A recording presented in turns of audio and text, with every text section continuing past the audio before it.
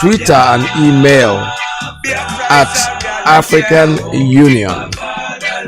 That's the Twitter handle at African Union. And I'll repeat it again. African Union Ethiopia. The telephone number is plus 251 11 551 7700. We need you to make this campaign. Twitter is running from today, the 4th of September. Don't tell me you didn't do it yet. If you call me, tell me if you have done it. I'll be pleased with you. Another name is GCIS Media Liaison.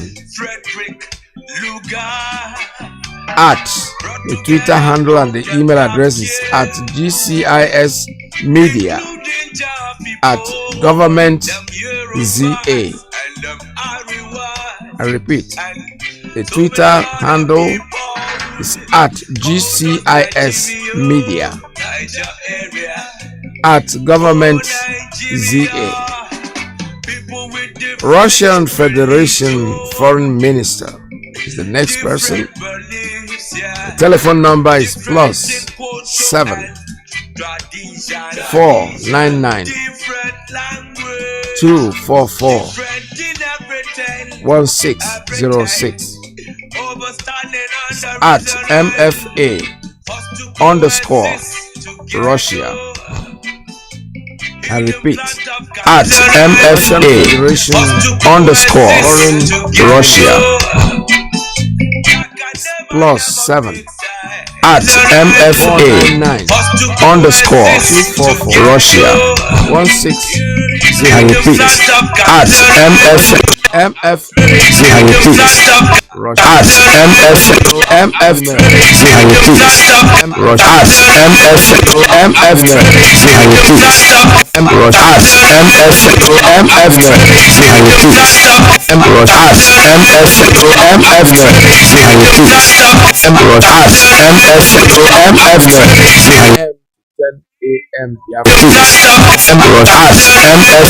mean China. That's when you're supposed to call. The People's Republic of China. Foreign Affairs. The phone number is plus 86 10 6596 1114. Telephone number to the Federal Republic of China Foreign Affairs is plus 86 10 6596 1114. I repeat, plus 86 10 6596 1114. At Foreign Chinese, Twitter handle is at Foreign Chinese at MFA underscore China at spokesperson CHN. These calls are very, very important. It takes off today. Like I said, if you have calling me this morning, please let me know if you have made a call. This is Radio Biafra USA 2. We are open. Your lines are open for you to make your calls at 646-920-4541, 845-344-7984, 929-406-9953. Call us. The lines are very, very open.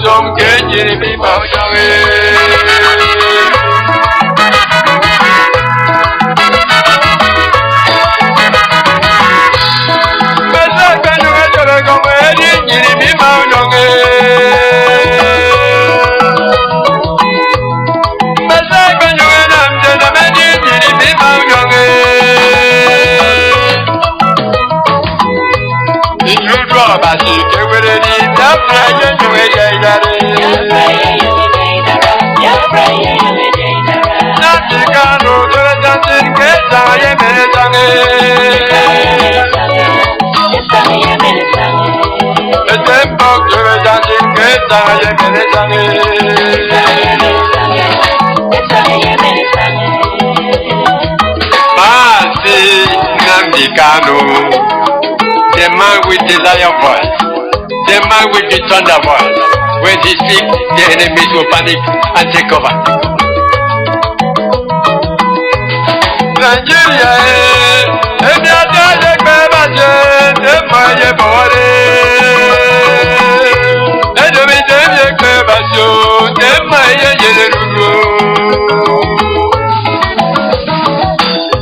And the my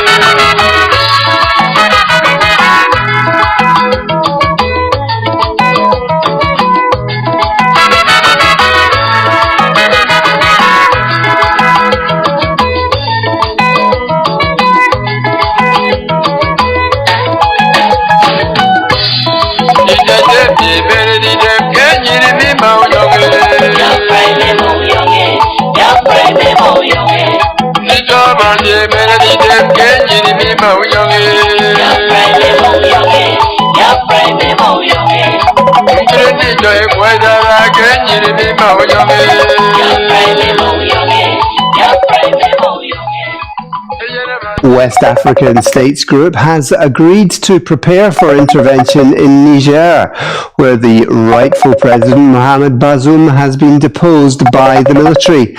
So far, only the Ivory Coast has put a number of the troops it has committed to put on standby. The government in Yamoussoukro has said 1,800 troops could be sent to restore the original government. To discuss the form an intervention could take and what consequences might there be, we're joined by Dan Smith, the director of the Stockholm Peace Research Institute. Dan Smith, thanks very much for joining us. Thank you, my pleasure. Now, what's the situation like there on the ground in Niger? Well, there are a lot of different pressures pushing in different directions. So there seems to be considerable public support for the coup. There's been demonstrations in favor. Internationally, there's pushback, but Russia has also stepped in to support and to warn against intervention. And meanwhile, it seems like ECOWAS may be having second thoughts about the intervention. Second thoughts. Now, they're always rather loath to make a decision to come into Western African countries, but it seemed like this was different. It did seem like this was different, and then there was some pushback within Nigeria in particular, and Nigeria, of course, is the big regional power in West Africa. President Tinubu seemed to be very strongly in favor of an intervention. But a meeting that was scheduled to be held in Accra in Ghana, which would be an essentially technical discussion between the military chiefs of staff about what the options are for establishing the standby force, what the options are for the form the actual intervention would take. That meeting has at the moment been suspended. That's said for technical reasons, but indefinitely. So there's clearly an amount of back and forth and discussion still going on about this. And that may be partly linked to Russia stepping in and trying to warn ECOWAS off. Really, you think it's the Russians there in the background warning them off? Well, that is a new development within the last half day, that Russia has spoken out against intervention. And of course, there's a lot of rumor circulating about Wagner.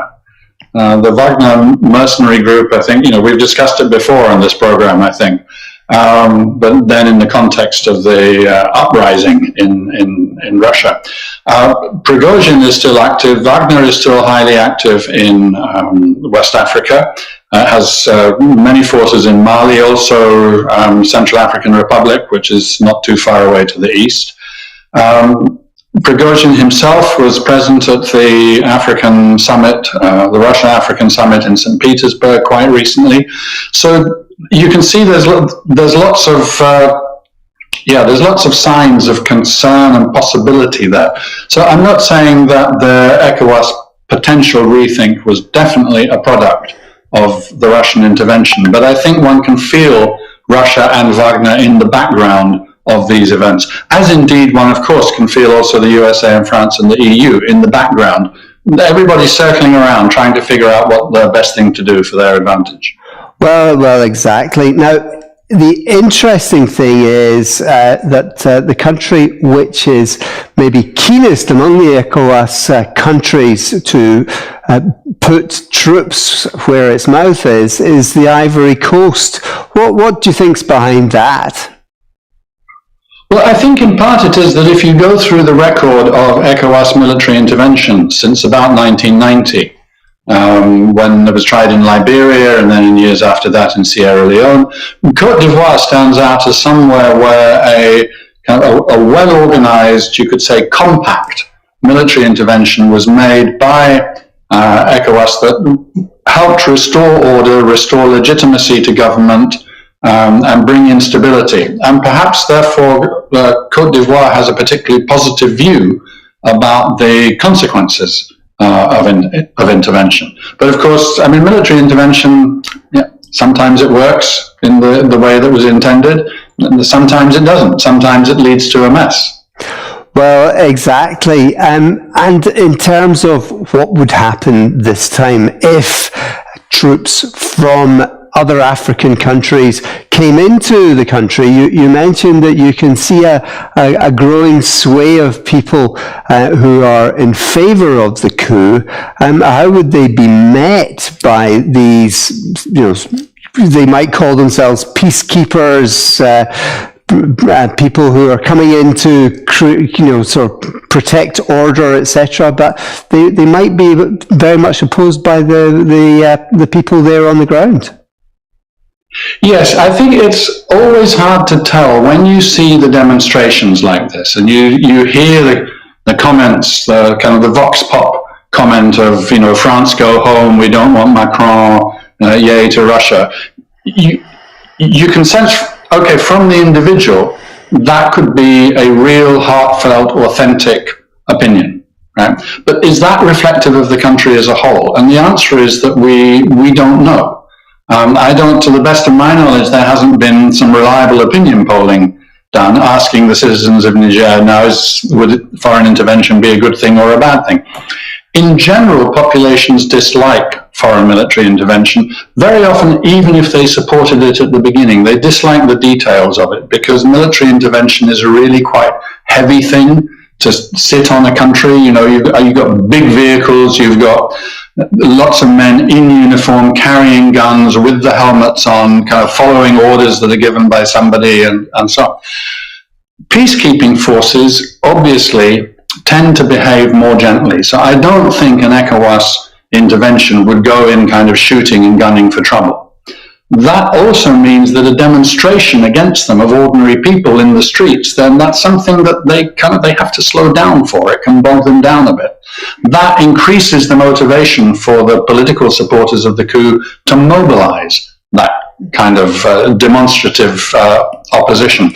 I don't think that in the first instance, if there were an intervention, that there would be a shooting war, but I think it might just be adding to the political complexity of the situation.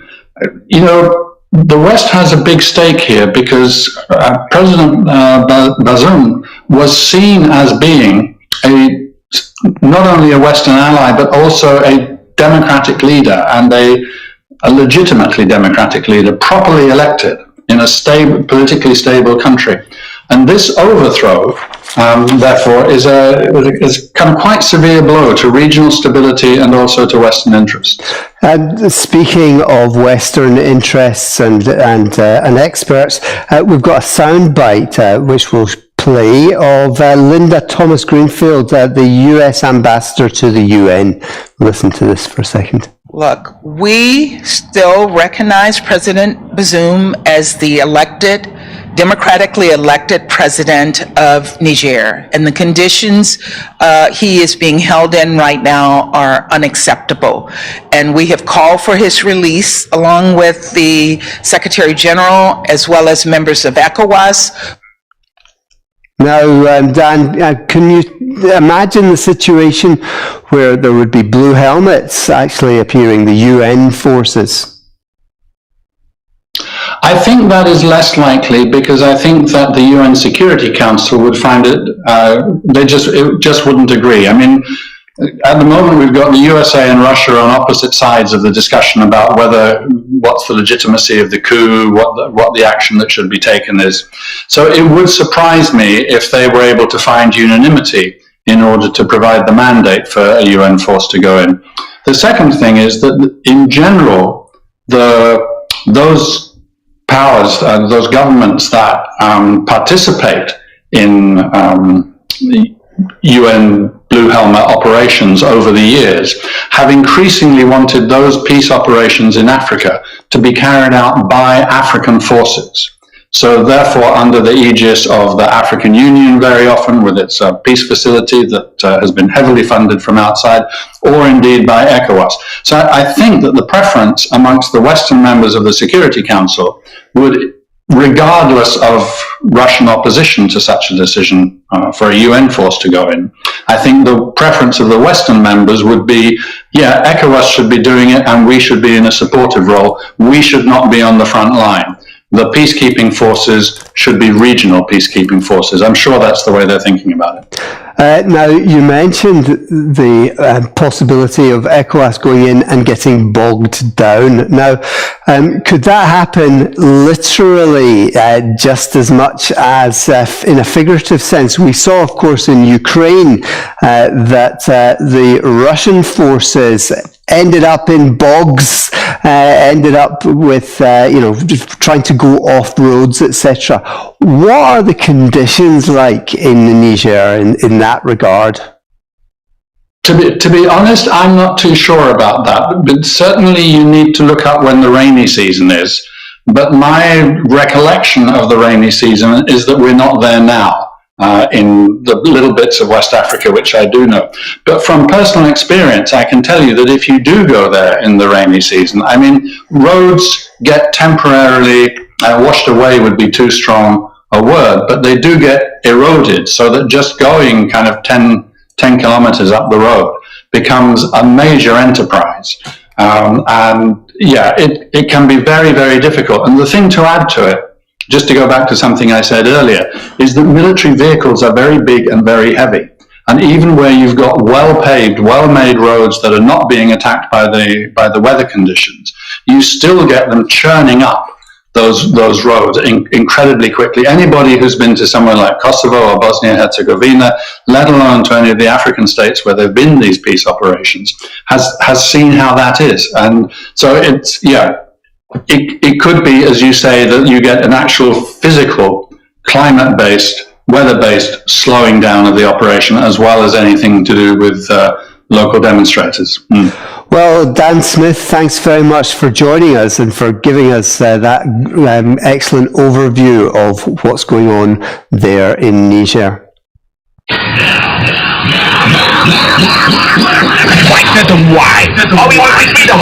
Radio station with more.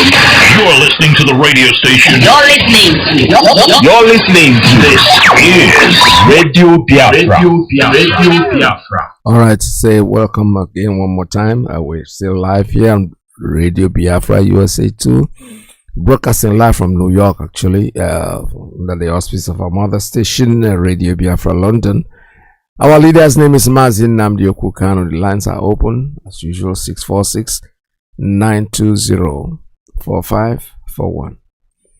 646-920-4541. 845-344-7984. 845-344-7984. 929-406 9953. 929-406-9953. Call us, the lines are very much open for you. But however, I'll take a very, very short break and I'll be back with you. Stay tuned, don't go away.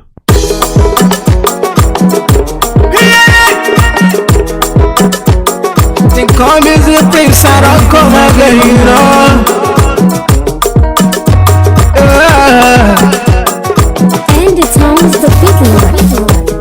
Oh, promise to the success. And the microphone. You don't tell when we fight for this freedom. You don't tell when we fight for this freedom. All we need is the referendum. All we need is the referendum. All we need is the referendum. All we need is the referendum. All we need is the referendum.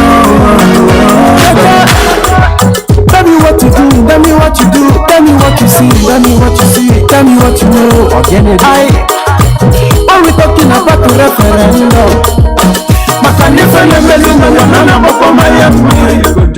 Oh, you see, I have to go for long.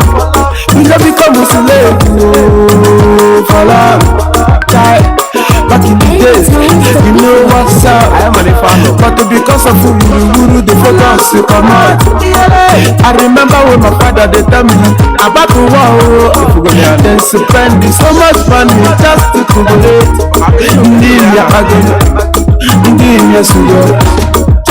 Success in one my typically go man. You don't tell when we fight for this freedom. You don't tell when we fight for this freedom. All we need is the referendum. All we need is the referendum. All we need is the referendum. All we need is the referendum. All we need is the referendum. Oh, yeah. You don't tell when we fight for this freedom. To walk it up my eye, oh, wrestling your children. Even if I can't say, make we don't mind all these politicians, so don't mind them, just come around, don't promise us heaven and earth. No go see anything after the election. No election in Biafra land. We go sit at home that day, make you no forget. Is the prince of success you have your partner? Nnamdi Kanu, Chukwuka gozi ringi. Biafra the motherland, Chukwuka gozi ringi. You don't tell when we fight for this freedom. You don't tell when we fight for this freedom. All we need is the referendum. Yes, still a reminder that we have started the Twitter campaign. It's taken off today. Today's 14th day of August. It's going to run until 4th of September. If you've not done so, please do so. Make your own tweeting, and then whenever you call me, today, tomorrow, any day, I want to ask you that first question. Have you tweeted today? Make sure that you tweet, because this is don't forget our leader is coming to court sometime in September, according to them. We are not going to relent. We're not going to stop until they're tired. We can see that they are tired now. They don't know what they are doing anymore. They've been trying everything to stop us, but they see that we are very unstoppable, so they're having an issue with it. Caller, good morning. Tell us your name and where you're calling from. Yeah, thank you, Peter. Thank you for having me, and good afternoon from here. Welcome to the And God program. bless you, my dear brother. Ndewo. Mazi, allow me to appreciate the Mazi Nnamdi Kanu, the man and the only, the man who has been suffering for Biafrans. I say, may his days be long gone is this earth. Long live Mazi Nnamdi Kanu, His Excellency. Long live IPOB, long live ESN, and long live DOS. Mazi, my name is Mazi Madabuchi. Mazi, you said today is kicking off of Twitter campaign and making calls. Miles, I never done it. I just heard it today. I will make my call. I promise I will do my best. Miles, what made me to call is to talk a little bit about yesterday our DOS member Martinas what he says yesterday and how people respond. Where will I start now? Miles, he mentioned about one I think one newspaper, Daily Times newspaper. Mas, they talked about. I think I buy that idea. Mas, you have to put him back with that newspaper. Daily Times newspaper is dishing false news about how IPOB and this idiot is that we are working together, that we are among of them, this and that, that is the Prime Minister, this and that. Mas, I think if we finish our campaign, the next thing is to see how we will treat this Daily Times newspaper. Mas, they are dishing rubbish. You know, they are brand envelope journalists. They don't go investigate. Only if you give them small money, they can write their junk up, to deceive those they will deceive. So we will put embargo. No Biafra should patronize them. I think that idea will come up after we finish our Twitter campaign. We have to force them, to change their course because what they're doing is not the right thing. If they want to know the truth, they should go and investigate. So we will treat them as we treat others. The same thing we do to Al Jazeera when they come to apologize. The same thing we do to BBC. So we will do the same thing to this Daily Times newspaper. We have to treat them Biafran IPOP treatment. We have to give these newspaper editors Biafran treatment. Embargo. No Biafra should patronize them there anymore. Now, that's number one. Number two, our DOS member also said about something they are telling our leader is not the truth. They are giving our leader something, the information they are passing through our leader is not the true information. So what they are telling Nnamdi Kanu is lies. So we are waiting. May God help that Nnamdi Kanu comes out and know what is the truth. Because most of the things that DOS is passing through them are until they deliver it normally. You can a single thing can change a word and it means different thing entirely. So I don't believe they are telling our leader the right thing that is happening. Because some of them may go there said they are not talking about we are releasing anymore. They are not preaching about you anymore. They are doing what they like, which is not true. So we are praying that our leader will come out and find the truth. Now, let me come to Ekperime. If you can allow me, Mas, I know maybe you don't like to hear about this guy. But let me say something about this guy. As one of our callers normally said, that guy is opportunist. Any opportunity he have, he grab it. He don't know where he hook hand now. You know what is going on now? What he's saying now is we make sure that he's doing what he's doing so that Nnamdi Kanu, because Nnamdi Kanu is sick and that those people that see Nnamdi Kanu is not the Nnamdi Kanu they are seeing somebody different. Do you see how Ekperima normally deceive those that are listening to him? Ekperima, he don't know what to do. Everything that he have to do, he have to crack his brain. If you hook him here, we go here. If you hook him here, we go here. But as we are hooking him the bad way, he don't know how to escape it. But what I'm praying is let high blood pressure don't kill that guy because that guy is now suffering mentally. I will tell you why. How can somebody be at home wearing army helmet? You be at home making your video. You wear army helmet that have a heat. You wear army jacket that have a heat. In summertime in Europe, you are wearing this, putting it on. What for? To tell you that this guy is not normal. I think his brain needs better treatment. So we pray that this guy survive this heat that hitting them. Now let me come to what people are saying. You say this guy don't have followers, that people are listening to him, people are tweeting, people are topping up. Let me tell you how it works. They call it content creators. Let me tell you how that thing works in social media. You see, we may be a five guy inside a room. And all of us have telephone, different telephones. may have 5 phones. The other guy have 5 phones. The other have 5 phones. If you count that 5 phones, now it's 25. It's 25 phones. And whenever Ekperima come on air or come online, we will switch the whole phone on, the whole 25 phones. It's only 5 guys, so but when you see it, you will see 25 people watching. It's not 25 people, it's only 5 people watching. So if I do it, other people do it, other people do it. That they call content creator. You will see many people, many viewers. You will think that is many people watching. No, it's only few people, maybe 20, 30 people. But when you come there, you will see 100, you will see 200 watching. That is not the truth. That's how they call content creator. On top of they do, every of us may have different account numbers. So I may have like 10, 12 different account number. Now, if I top up here, I will switch off. I top up here, I switch off. You will see 10 people will top up. You will see the top up will go to more than 200. But it's only 2 people or 3 people doing this. That's how it was. So if Ekperima think he have people that follow him, let him bring them out. How many of them? How many are there? It's only Ekperima has few people that follow him. You don't have nobody. I challenge him. You don't have nobody. Believe in me. So what he's doing now is a strong head he's doing now because Minerugo the guy. Minerugo won. You don't know where to follow. But anyway, we will see. We pray that our leader will come out very soon. Mazi, thanks for having me and God bless you. Thank you. Thank you very much. All right, thank you for your call. What I can add to that is the same thing I've been saying before. All this mathematics of adding 1 + 1 and 2 + 2 has nothing to do with what we are saying. Biafra is here already, so they can do their calculation. I wouldn't help them advertising what they are doing because that's exactly why I don't want to talk about it, because I spent time. I was looking at the time as we were elaborating all this. You know how many minutes we have taken on this person that is not even relevant.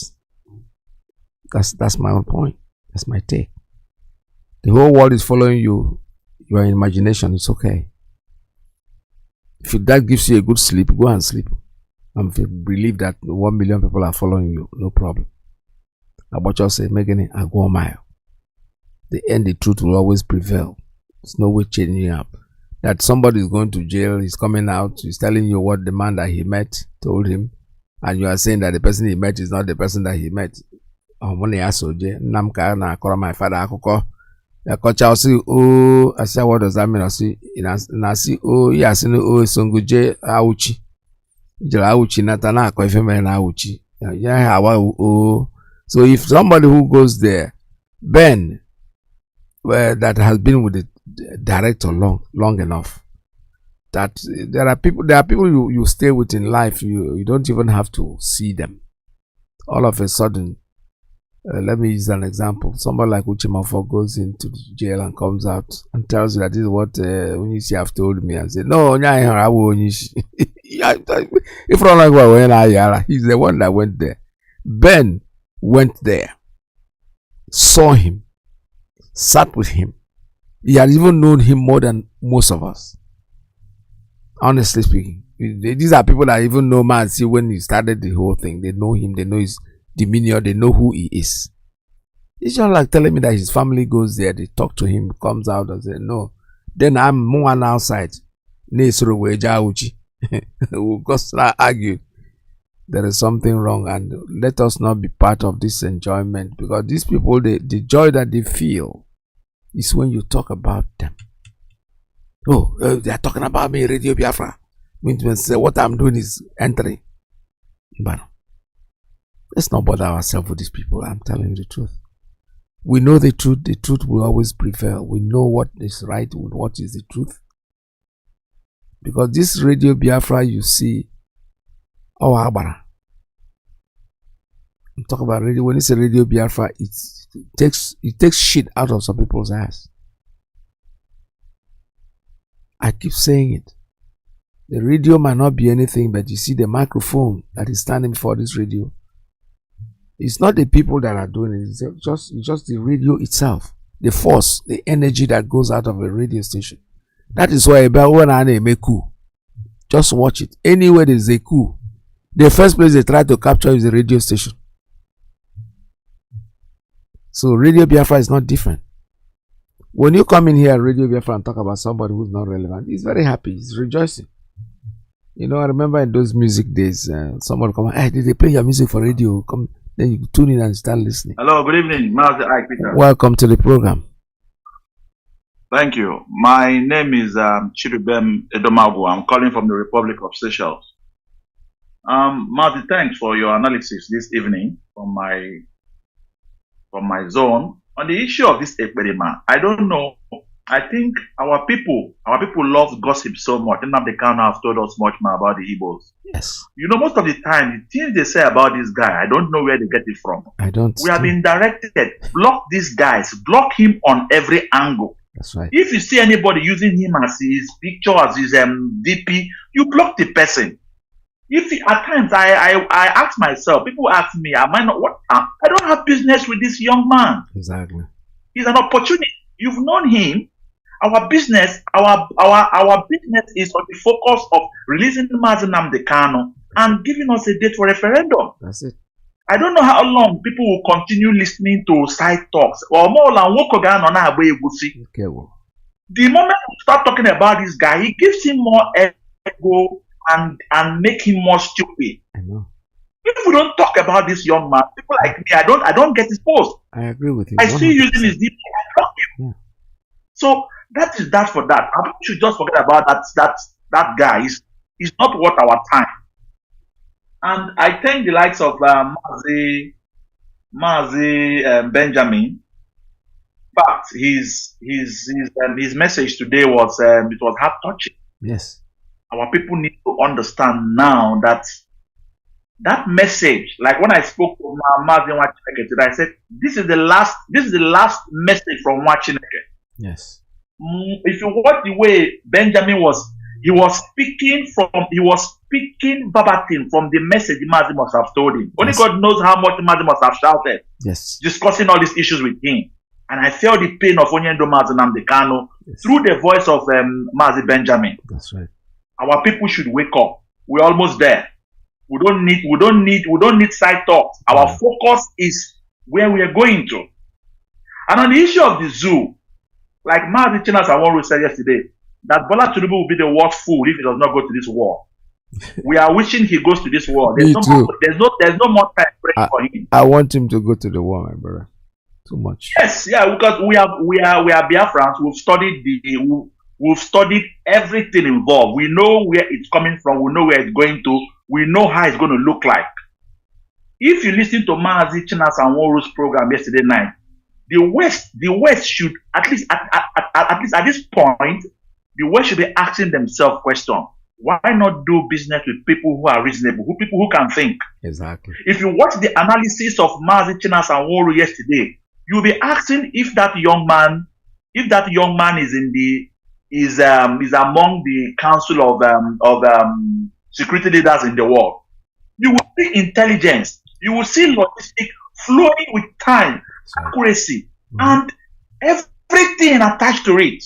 And the West are sitting down doing business with the likes of Nigeria. Who's Nigeria? They should allow us go. They should release Mazi Nnamdi Kanu, give us a date of referendum, and let's do business together as living as human beings. That's right. Mazi, I bless you all. Because for the job you guys are doing, I'm so grateful. Thank you, our veteran. There was sir. There was. Thank you so much. Thank you very much. You see, he sees it the way I say it. The energy we put in talking about this person, I'm tired of talking about it because it doesn't really make any sense. First of all, like what he just said, I cannot open up. In fact, do you know I block people who share anything that this guy says? As soon as I see it on my page, check my followers. They are reducing in the number because I do it. Blocking somebody is not a difficult thing for me. I do it so quickly. Or they work me in this. Caller, good morning. Tell us your name and where you're calling from. Good morning, Dr. Iyke. This is Ben O'Carp. I'm calling from Boston, Massachusetts. There we Yeah, thank you anyway for your wonderful program every day. Now, my brother, France Macron has apologized to Africans. Yeah. Yeah, he has apologized. I have the video, and I thought I must have sent it out to you guys as well. he started naming African countries one by one, telling them they are sorry for the atrocity that their people committed during the colonial era and everything, apologizing, saying now that they're going to work with them on equal basis and they'll be, and stuff like that. I said, well, people that are the foolish Africans are preparing to go to war, and France is apologizing. So it's obvious that this guy, all these revolutionaries, what they're doing is working, and obviously for the man Bazoum they took out in Niger, he's not coming back for sure. Of course. And they've already started, passing certain laws and everything, demolition of the French, whatever they have with them. These guys are serious, man. I like what they're doing. I hope Nigeria, I hope it happens here. I hope it does, because like China and what we used to say, that we shouldn't say that what happens in Nigeria is not our concern. Because we are still in Nigeria, we still carry their useless passport. Yep. Some people, not all of us, we, in the diaspora, especially those in America, we have American passports, so we can easily down or throw away the Nigerian one, and we still have international passport to go anywhere we want, even up to Nigeria. So, the point I'm trying to make is this: the way things are working, this is something that Mazi Iyke started. He started it. There's no doubt about it. Yes. He started this thing, and the clip he played, the guy, he mentioned Mazi Iyke. He's not from Nigeria. Oh. He mentioned Mazi Iyke and said Mazi Iyke is doing the right thing. But these criminals will not believe it. And everything is working accordingly. I tried to call up Ethiopian Union, African Union in Ethiopia. Yes. And what I get was like somebody or people talking in the background with a language that I have no idea what it is. And after a while, the phone just went dead. That's Africa for you. Have to so, my brother, I said, let me do other things before calling other countries like Russia, China, and rest of them. So I haven't tweeted yet, but I still do that. Thank you so much for the wonderful work you do. Thank you so much. Thanks for your call this morning. Good morning. That's what you expect. There's something. Is that the sun is over, heating our brains, and we're not like normal people, honestly speaking. If we are or insult, you're not insulting anybody, you're just saying things the way they are. And sometimes when you speak the truth, it looks like an insult. So like I was trying to say, our brothers who keep wasting their energy and their time and their data to listen to garbage, we have way past that. We have way past that. There's something that says silence, is golden. Silence when you don't talk. I'm telling you honestly. That they use the proverb like the hawk was teaching his children on how to grab, how to feed themselves. So the child went hunting and he brought a baby duck to the mother to say, I've caught one. The mother said, what did the mother do when you caught the hawk? He said the mother just looked at me and walked away. He said, no, take it back. It's the wrong one. He came back, picked another one, came in. He said, what did the mother do? Nothing. He said, go and return it. Then when he picked the child of a chicken, the hen, quack, quack, quack, quack, quack, quack, quack, even tried to flow. They went to the mother and said, what did the mother do? He was even flying. I said, go and eat it. He won't do anything. So we talk, we listen to these people that talk, we spend the energy. You think you don't lose energy when you're listening? Trust me, there's energy that works. Even in silence. One news, somebody can come and tell you just something, you've not even spoken back. And you look for a place to sit down. Because it's an energy that has left you. Your legs can't stand anymore, you want to sit. Let us not waste time on these people. I've been saying it over and over and over, and I'm sick of it. I tell you, I block people. The moment I see you distribute something on my page with that man, you are out. I don't attack the man. It's you. Whether he's saying good thing or bad thing, I don't care. It does not matter. Because the idea of this whole thing is, oh, let us, somebody asks a pertinent question. Are you fighting to bring Nnamdi Kanu out of jail, or are you fighting to replace him? I saw it. Somebody said that, the caption. So when you waste time and energy, it's not that I don't talk about. I reference, once in a while you can make conversation and reference. But when you go and sit down and listen to everything that he's saying, even the comments that people are making against him, you are spending so much energy. That energy can be used for something better. Trust me. These things are not unexpected. These things that are happening are things that we expect. When they don't talk about you, our leaders told us from the beginning, they're not going to talk about you, but something, there will come a time you will become the headline. That anybody who doesn't talk about you will not sell his market. If it's a newspaper, nobody will buy. If it's a radio, nobody will listen to it. And that time is now. It is happening, and we see it happening every day. And we keep on wasting our energy trying to see if we can stop what this guy is doing by announcing him and making him relevant. Caller, good morning. Tell us your name and where you're calling from. Welcome to the program. Yeah, thank you very much. Is your listening device on? I'm hearing some noise on the background. Please turn down your listening device. That it's radio. It's a radio of my car. So let me read down. So, are you hearing anything now? Yes, go ahead, sir. Okay. Yeah, well, this is Shemi Place. I just called in for this abroad. I talk about somebody here, and the response of our brother very fantastic. Let me say first, I have not met my tweet, but today, this evening, I will do that. Today and tomorrow, I will do that. So I'm at home.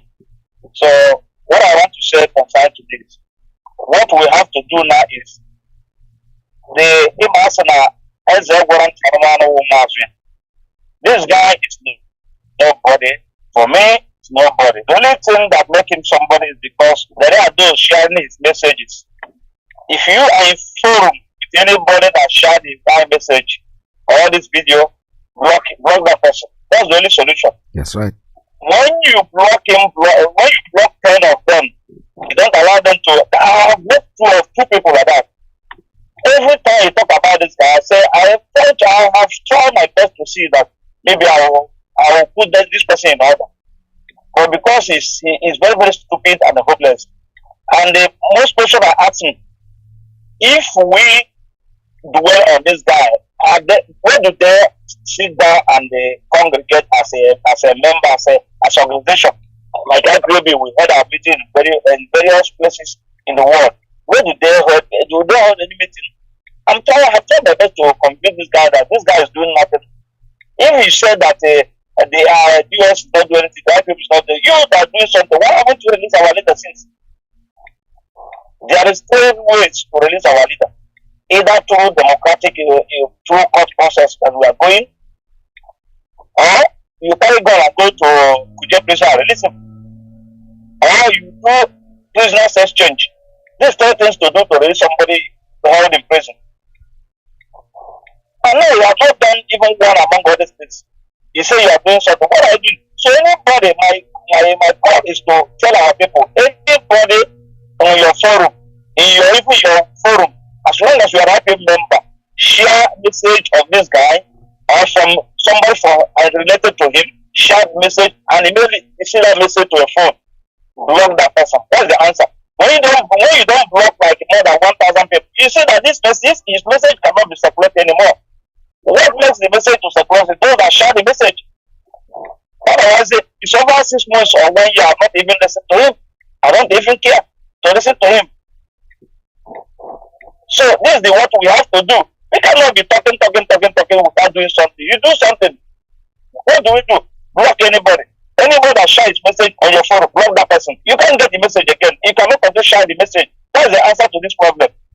And we continue because we listen to we listen, something that has no meaning. We dwell on it, talking about it. Somebody has not done anything. All it does is you can sugar words and bring it to you. Share it, you share it. Since they say people are not doing something, what have they done? Let them do something. Thank you, Master Peter. That's what I want to say. Thank you very much. God bless you. God bless you too. Thank you very much. You're making a lot of sense, because if you waste time, like I said before, my followers I have people lined up wanting to friendship requests and the rest of them, thousands of them. So this gives you an opportunity. As soon as you do something that's not meant, boom, you have to really be very serious about what you're doing. This is Radio Biafra USA 2. Let's see what time we have. Okay, I can still take one or more, two more calls before we call it a day. Stay tuned. Don't go away. Dr. Augustina Madu Odidika, and she said in her email, I was born in a Catholic family in Biafra, West Africa, and have remained a Catholic all my life. In the course of the email, she wondered why Catholic radio wasn't reporting news about the genocide against Christians, particularly Biafrans or Igbos in Nigeria, who are on a daily basis being attacked by 4 major terrorist groups officially sponsored by the Fulani Muslim-led government in Nigeria. She pointed out over 7 Catholic priests have been murdered in the last 2 years. The most recent, a seminarian, beheaded recently at the same time when a chapter chairman of the Christian Association of Nigeria was gruesomely murdered. Okay, so I said, you're right. I don't hear much about this. I will say, though, my colleague Joe McLean on Mondays often talks about persecution, probably more so than most hosts on Catholic radio. It's a topic that really needs a lot of attention. So I said, Dr. Augustina, and she does have a PhD, and she said, go ahead and refer to me as Augustina during the interview. I said, come on in, let's talk about this. So she joins me in studio to talk about this very, very important topic. So Dr. Augustina, thanks for coming in. Nice to see you. Thank you so much, Dave, for having me here and having some of my friends come to support me. My name is Augustina Madu Odidika. As he has introduced me, I'm a Biafran, which is right now part of Nigeria. We are members of St. Bartholomew Catholic Church in Fort Worth, and I work for the Fort Worth Independent School District. I'm married, I have 5 children, and I was raised Catholic and have always remained Catholic. But the treatment of Christians in Nigeria has become so awful, where people are killed on a daily basis. There are beheadings every day. Every night people talk about how many people died, and constantly villages are being ransacked and sacked every night, and people are killed in the thousands every week. And there is no reporting. Thousands every week. Thousands every week. And there is no reporting about this in the world. You can sometimes hear it on social media, and if your family member is affected, you hear it sometimes. And sometimes if you're affected personally, of course, you mourn. But most people don't know that this happens. And this is perpetrated by the evil government that has been installed in that part of the world by the British Empire, the then British Empire, who colonized our part of the world. So Biafrans were part of Nigeria. And because we were part of Nigeria, were kind of annexed into being part of Nigeria, they collected a whole bunch of nations in that region at that time and made us part of Nigeria and called us Nigeria, which we think is kind of a derogatory kind of expression now that we are in the United States and we know that. Let me stop for a second. I did a little bit of research before the program just so I could have some numbers, and there is a persecution monitoring group called Open Doors, and also the UK-based Humanitarian Aid Relief Trust, and they estimate that 7,000 Nigerian Christians have been killed for their faith in the past 5 years. You're saying 1,000 a week, I think you said, right? And so these numbers apparently are really, really low. So nobody's getting the numbers right. Very low. And one of the things that happens is that the media in Nigeria have been telling this kind of lies all the time. that people are beginning to just accept. Who is going to go and find out? Who will find out how many people died in a village that was sacked? The Nigerian government doesn't even know how many people live in a particular village. Yeah. How do listeners get good data? I mean, Aid to the Church in Need, I know, is in Sudan. Is there some group that we can go to find out and listen more to the suffering church here? That's the even more insane thing, is that people who come from outside of the world and go into Nigeria are not allowed because they're scared. Mm-hmm. They're threatened. Their lives are threatened. Yeah. You don't want to go where your life is threatened. Mm-hmm. Right. You might die just on your way going to the place. So it is almost impossible to get good data, clean data from Nigeria. There is no way. Who is doing the killing too? I mean, not just the government, but could you tell us more specifically? This is a wonderful question. Specifically is the Fulani herdsmen and 5 other Islamic terror groups in Nigeria. Islamic terror groups. Islamic terror groups.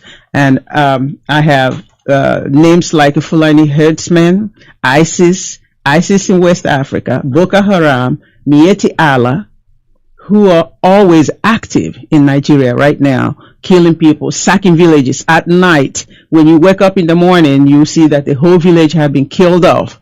And the rest who maybe made it alive will run out to the roads, and then they are discovered by people.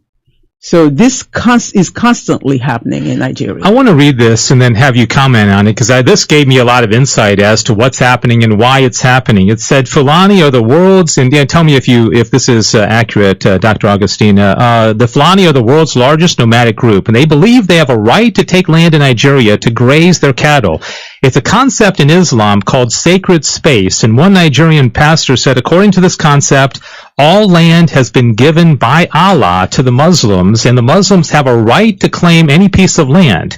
And most of the areas that the Fulani are attacking are Christian communities, so it is very easy to see that it's happening in ethnic cleansing to advance the cause of jihad. So they believe they have a right to this land. That's exactly what they're doing. Yeah. They believe that they have Osman Danfodio is one of the people who came there as a Muslim, Fulani Muslim, and promised a long time ago, before we were born, promised my ancestors that he's going to dip the Quran in the Atlantic Ocean. Now, if you look at the map of Nigeria, you will see that the Fulani tribe and the Hausa tribe live in the northern part of Nigeria, and there is no way they can dip the Quran in the Atlantic Ocean without going through our land and going into the Atlantic Ocean. So what they're promising us is that they will wipe us out, take over our land, and make sure to establish their kingdom all the way to the Atlantic Ocean. And that's what they're doing. That's exactly what they're doing. So there's definitely a religious element to this persecution. Is there also a tribal or cultural element, or is it mostly religious? It's mostly religion. It's mostly Islamization of the West African countries. This is not a peaceful. Not a peace. They're not asking you if you can move over and let them live among you. No, they're not. They're trying to kill the people and take over their land and displace them. Yeah, I want to draw a comparison, and I know you and I spoke about this, and a couple of Choma and Charles are here as well. I don't know if you are going to speak or not, or if you're here for support, but go ahead and let us know if you want to speak, and then Sissy, you can open up another mic. But people are familiar with the Rwandan genocide, primarily because of the work of Immaculée Iligabiza, and she wrote a book, Left to Tell, which is a harrowing description of her own experience, almost being murdered, her whole family being wiped out. When I made that comparison to you all, one of you, I forget which one it was, said, no, this is worse. So when people think of how horrible it was in Rwanda, I think that was in the 1990s, I believe, this is worse. So that puts, but we don't right now have the Immaculée Iligabiza traveling around, and she did this after the fact. I remember she said during one of her talks that President Clinton actually apologized to her and said, you know what, I should have done more, because we really didn't do very much while it was going on. So maybe draw that comparison to that, because that's something people are familiar with. This is so much worse, and I know my sister wants to speak about this. This is so much worse that we need to not let what happened then happen now, because it's happening right now on a greater scale. And what we're asking is that the world shines a light, some kind of light, onto what Nigerian government, we're saying Nigerian government because these Fulani Muslims who are trying to Islamize Nigeria are now in power in Nigeria. And they've been in power in Nigeria for a long time. They just accept that is their right to rule in Nigeria. All right, with that, I'll come back to this program tomorrow. Because I was just going through my library and I saw this. This was done a couple of about a year ago, and it's still pertinent. Nothing is changing. So with this, I will come to an end of today's program, and tomorrow I will continue from where I stopped. And Mazi Alozie is coming in next, and USA One is coming in, it's on board, it's coming in. Stay tuned, but please don't forget the tweeting is in progress, and we need you to continue. Do not relent, do not be discouraged. Keep on doing what you are doing, because our road is getting shorter and shorter for us to get to our destination, and we're definitely going to be there. So what I would need you to do right now is to stay tuned, remain focused, remain resolute, be watchful, keep your eye on the ball. Don't be distracted by anything that is going on. Let's focus our energy mostly into our leader coming out of that dungeon where he is than anything else, because that is priority for us right now. He has to come out. According to the guy who spoke, he said they are afraid of him. That's why they won't let him go. What did he do? Nothing. We know that. We know that very, very well, that he didn't do anything. He didn't commit anything. He never killed anybody. He never advocated or even encouraged the killing of anybody, because I remember the oath that we took. Mando, the beauty of life is part of it. We cannot shed the blood of our own people, because the people you're trying to protect, you're trying to kill them. Isn't that funny? Nobody is saying that we are perfect, but we know that we know what we want, and what we want is our freedom, and that freedom we are going to get regardless of what anybody says. This is Radio Biafra. From here, I have to remind you that tomorrow we'll be with you again. But stay tuned, don't go away, because Biafra for us is our religion, and here on Radio Biafra is where we worship. Stay tuned for me again tomorrow. I'll be with you at the same time, God's willing. From here, from me, it's goodbye. Don't go away. Stay tuned for Mazi Alozie is next. Bye bye. It's in Biafran restoration.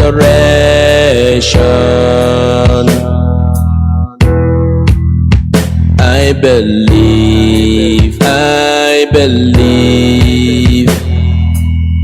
Listen to Radio Biafra. It's where we worship. As a Chukukike Abiyama. Let your kingdom come. Listen to Radio Biafra. It's where we worship. As a Chukukiki Abiyama. Let your kingdom come.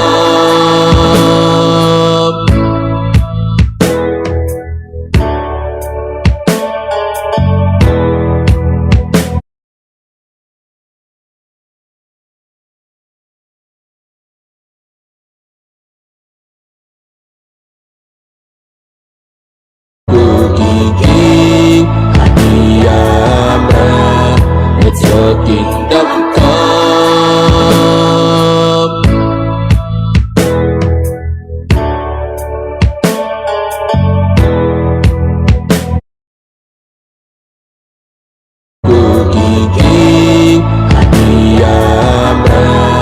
Let your kingdom come.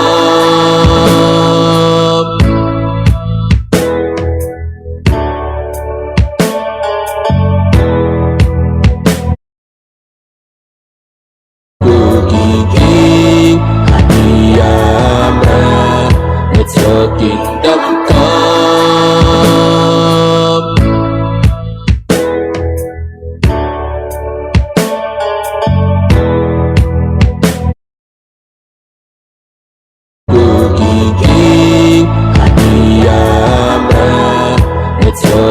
double cup.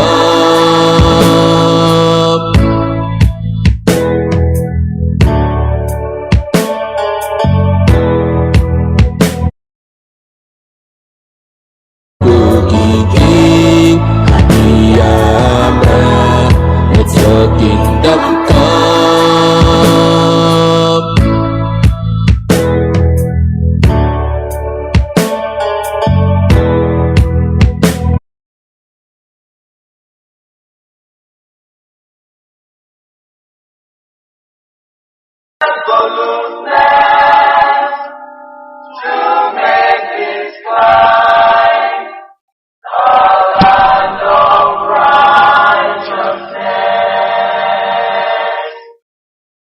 Good morning, good afternoon, good evening, good night, great Biafrans, wherever you are. This is Radio Biafra also service to coming to you from the platform of Radio Biafra London under the leadership of one and only Oyendu Mazi Nnamdi Kanu, Iyke, one of Biafra land. Mazi Nnamdi Kanu is the only incorruptible leader of the indigenous people of Biafra, is the director of Radio Biafra and her television, the commander of the armies of Biafra and the greatest man living on this planet Earth. And this broadcast is coming to you from me, a servant of the Most High, a servant of the indigenous people of Biafra, the firstborn of Mazi Nnamdi Kanu, and a proud disciple of our leader in the person of Nwa Chineke. Once again, I say good morning, good afternoon, good evening, good night, great Biafrans, friends of Biafrans, even the enemies of Biafrans. You're highly welcome. As you know, one thing is for us to press on for the disintegration of this British demonic abominable contraption called Zoological Republic of Nigeria, and for the restoration of the kingdom of God here on earth. Of Biafrans, even the enemies of Biafrans, you're highly welcome. As you know, one thing is for us to press on for the disintegration of this British demonic abominable contraption called Zoological Republic of Nigeria, and for the restoration of the kingdom of God here on earth.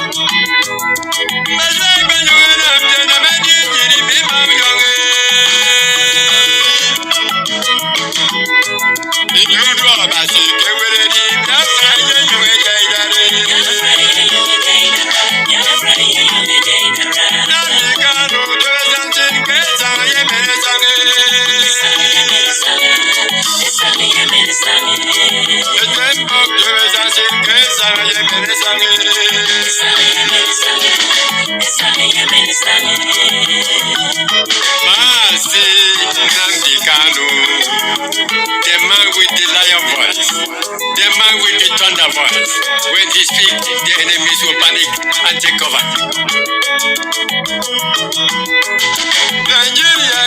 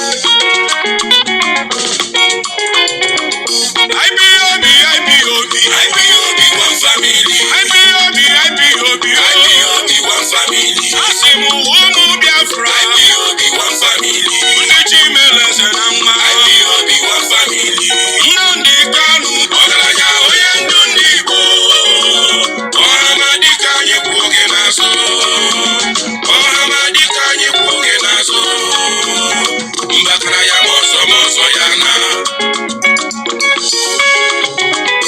IPOB, one family. IPOB, one family. Asimu ụmụ Biafra. IPOB, one family. Ndị Chimeleze na mma. IPOB, one family. Nnamdi Kanu, ọgaranya onye ndu ndị Igbo. Ọha dịka anyị kwụ oge n'azụ. Ọha dịka anyị kwụ oge n'azụ.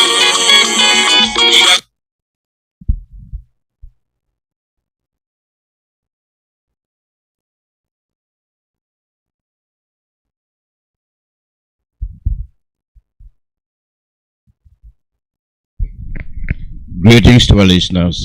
This is Radio Biafra USA. We are coming to you through Radio Biafra London and IPOB Community Radio, directed by our leader, His Excellency Mazi Nnamdi Kanu. My name is Mazi Iyke Alozie. Today is August 14, 2023. We welcome our listeners.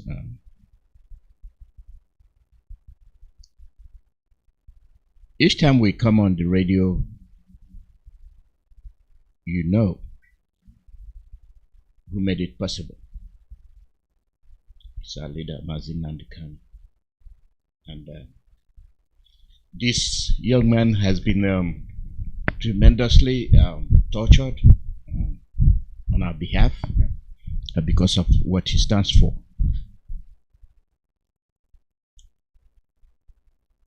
And when people sacrifice to see that things go well with the people you love, shouldn't be taken for granted. Mazi Nnamdi Kanu is going through what he's going through, not because he didn't know any better. There are things that he saw, and those things have manifested. It's not that there are people that that are not aware. Many people are aware. I cannot say we're aware, because they, as of now, still aware of what happened in the past. It is our responsibility to point out those things and set the tone. That is what we do here. It is a gift. It is a gift. In all the freedom fightings I've witnessed, I don't think any of them have the luxury of the radio that we have. That is where it's very painful. The radio we have is to educate you, make us aware of what we are facing.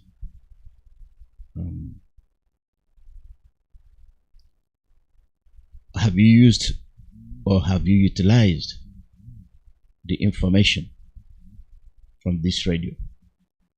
Do you know what we're doing?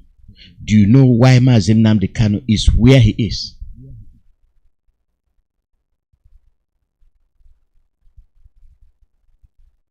Do you know why people don't want to hear you? Do you know why people are sitting on Mazi Nnamdi Kanu to crush him? We have a behavioral issue, and that is not, it's not good for our struggle. It's not good for what Mazi Nnamdi Kanu is for. And that behavioral issue is not understanding what we are facing. It is a behavioral issue when you don't understand what we are facing. When you are watching death, you are using your two naked eyes to see death pass you by, and you're not making any evaluation. You're not asking yourself, why is this happening? What do we have to do to get out of it? For the fact that you're content, you're contented with the situation, wherever it goes, fine is fine with me. It's not fine with us. It is not. And that is why our leader Mazi Nnamdi Kanu is still where he is. Our people ignore the obvious. Our people shun on facts.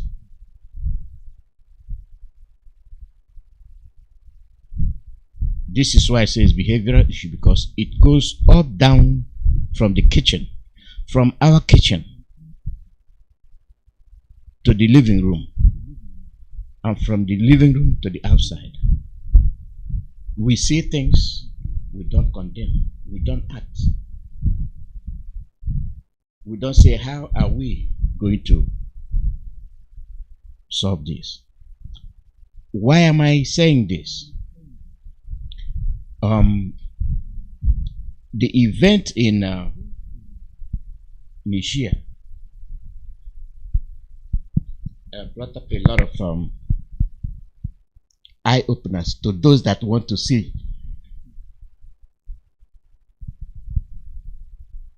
For those that want to be realistic, this is what our leader was all about. Who are those gagging him? The same people the same people responsible for African wars. Therefore, with all my resources, I would like you to reflect to what I'm going to play. And you ask yourself, does it apply to you? What happened? Did it apply to you? And which way forward? Before I proceed, I would like to let you know that the calls we used to make, we are going to resume those calls.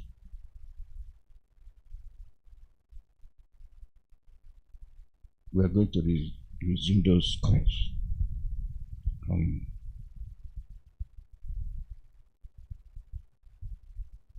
It is for our progress. Let's know what we are doing. Starting from today, there will be a worldwide phone call campaign.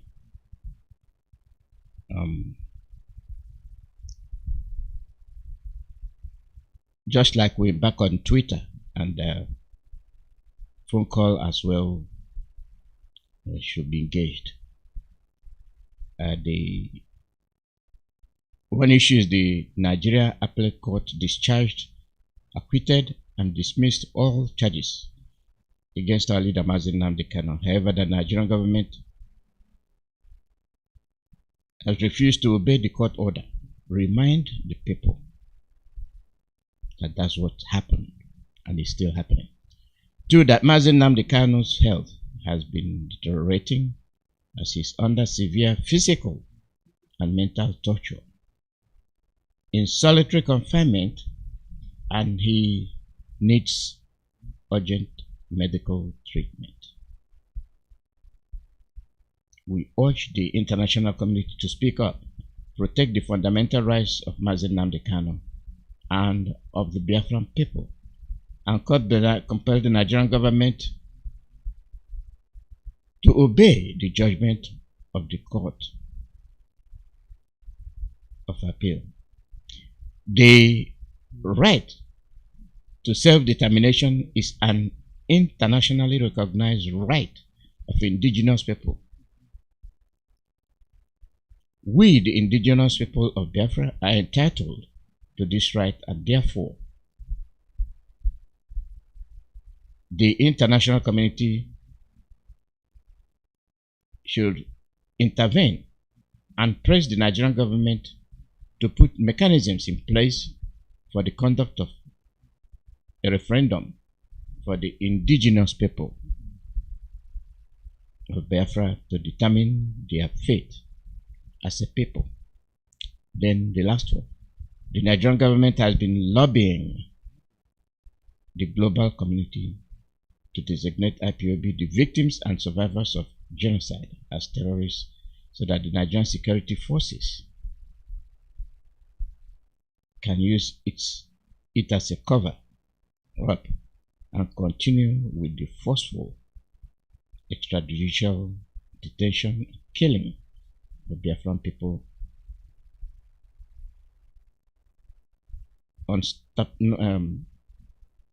non-stop.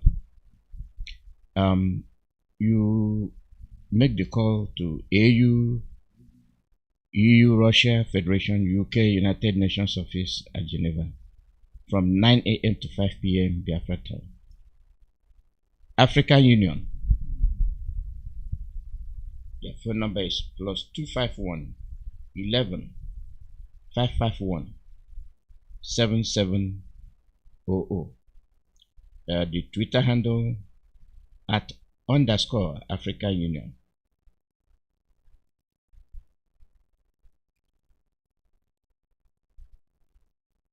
The UK. all the UK area. That is GCIS Media Liaison. The phone number is not there, but you have the Twitter handle at GCIS Media is one, and the other one is at Government ZA. Then the other one is Russia Federation Foreign Minister. The phone number is +7 499 244 1606. The Twitter handle is at MFA_Russia.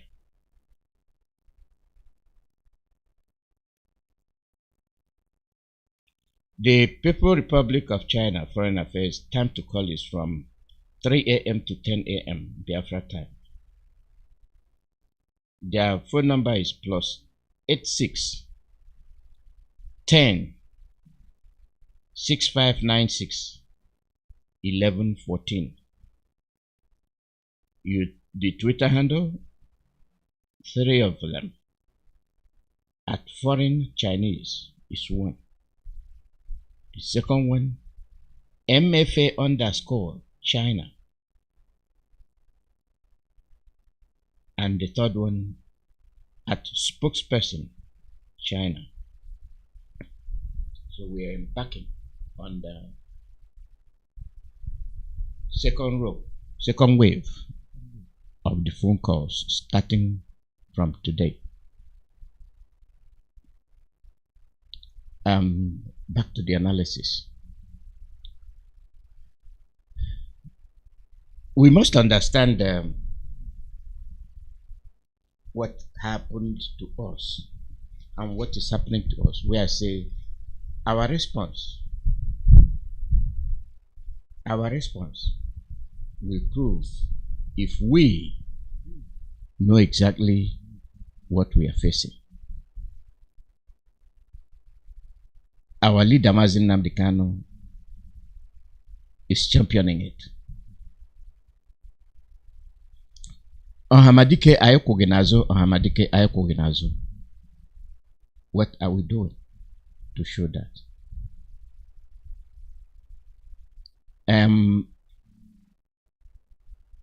I have been in this thing for a while. And I start to let you know that our people don't take things seriously. That is the psychological or mental aspect of our downfall. Let me proceed.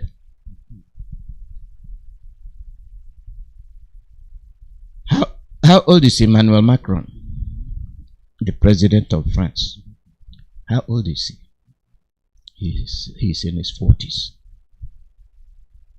He's a white man. Boris Johnson in his 60s or early 70s in that nature. And politicians, what are their age brackets? I don't know, I'm not with them. I see them. Most of them are in their 30s, 40s, 50s. And the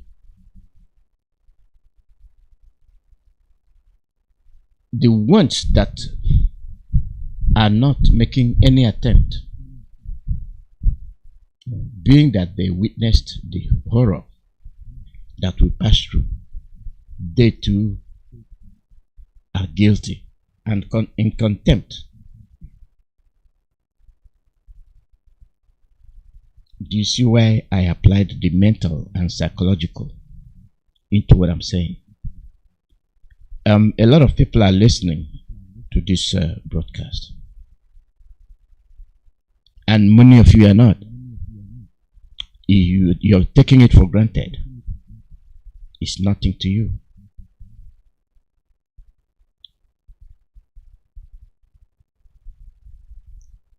If this is a radio broadcast coming from London, you will see people that will make a special time to listen to it.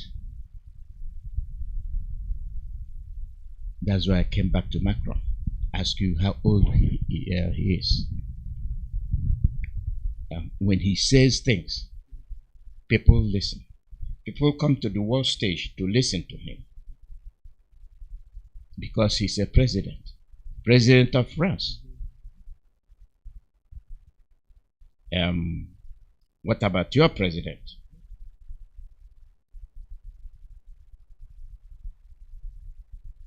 What about your president? Nobody will come to listen. And when these people come to speak, they speak with authority.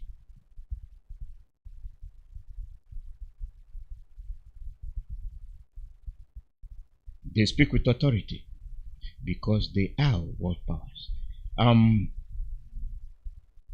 Mazi Kanu saw this and raised and caused your attention, called your attention to it, and caused a lot of us to rethink. So I choose my words carefully. When I put out the word, I know where I put it. I know where I put it out.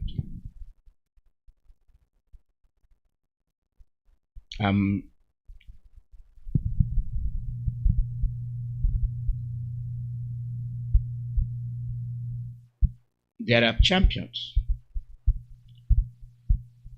There are outstanding people. Women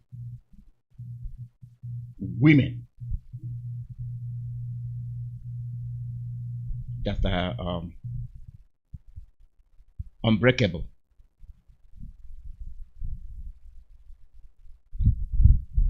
In my lifetime, I've seen the women do things, and it depends on what kind of woman you are, where you come from.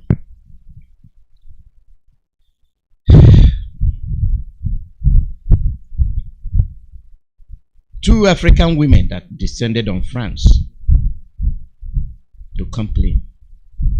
They were at the spotlight. They were internationally available. They saw the game of the West, and they saw the games of the masters, and they raised an alarm. We Biafrans have such women, with the exception of few that lately spoke out, and they were very pinpointed in what they're saying. But these people are not in the international stage.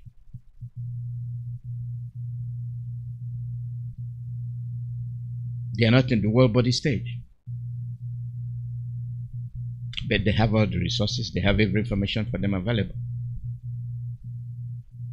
They keep quiet. Biafrans, we are our own worst enemies. I played you the clip of these two women. I have played them over and over again. Now, you will listen to the clip of Emmanuel Macron. And it has a lot to do with the coup in Niger. And it has a sort of link. It has a link to the voice of the two honorable women that were able to stand up and challenge France. We have such women. They never played a part. They never brought Biafra issue to the forefront. But they were able to parade themselves internationally.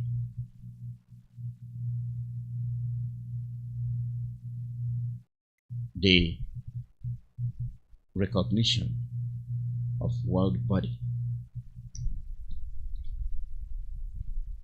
It is shocking to know that Africa is sick. It is shocking. Do these politicians know that Africa is sick? No, they don't. They don't know that because they have colonially been decimated. I'm bringing what I'm saying down to the kitchen.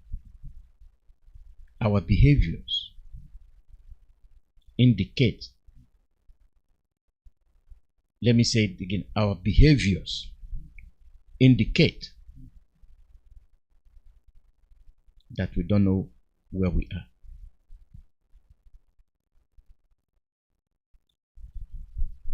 After listening to Macron, I decided to play it and then put yourself in that vicinity and see. That's why I asked you how old is he. You remember the clip I played to you about the small white British telling you how Africa is resources very important to the world, how rich Africa can be? I played that clip. And one thing I guarantee all of you is that anything that comes out of here, except there's a malfunction during taping, is recorded.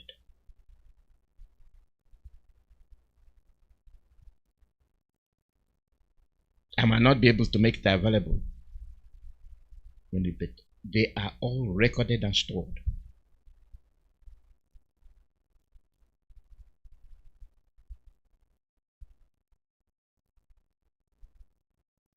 So when you make claims,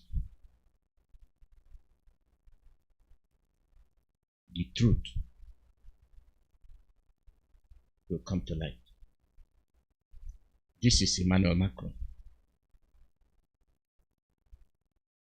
The claims we make about people and their roles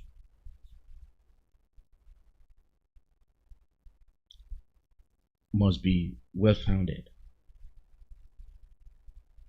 because you can't listen to part of the news and from there you draw your conclusions.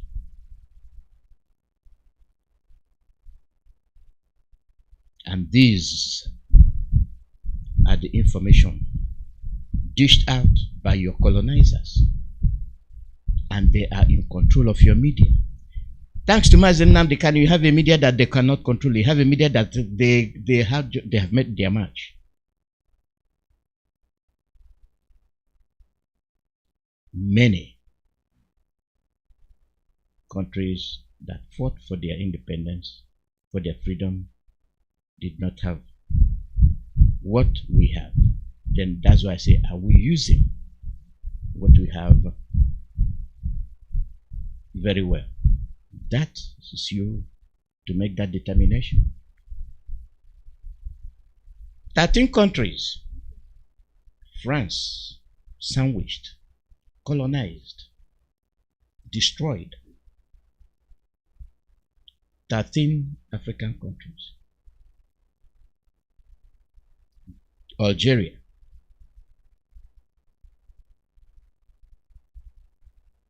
Benin,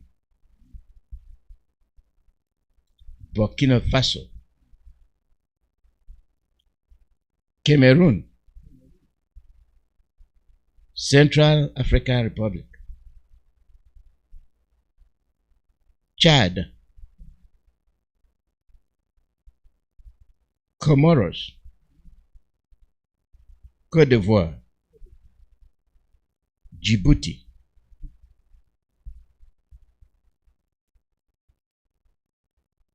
Guinea, Madagascar, Mali, Senegal. These are black countries, African countries, that one tiny country, through conspiracy, they determined to take over your lives and your resources and leave you impoverished.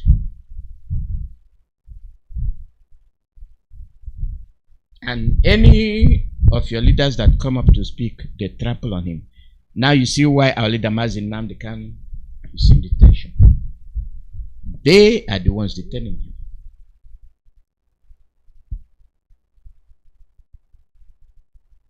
To perpetrate atrocities on us. Are we revolting from our own location, from our own situation? Are we making noise? Are we letting the people know that you people are responsible for our situation and that's why we are here? No. Many of us are comfortable.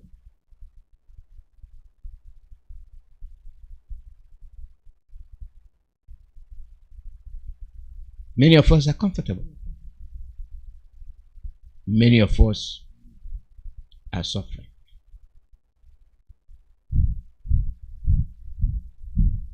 And to Biafrans that are in diaspora, all hands are not equal. Honorable one Nabal also.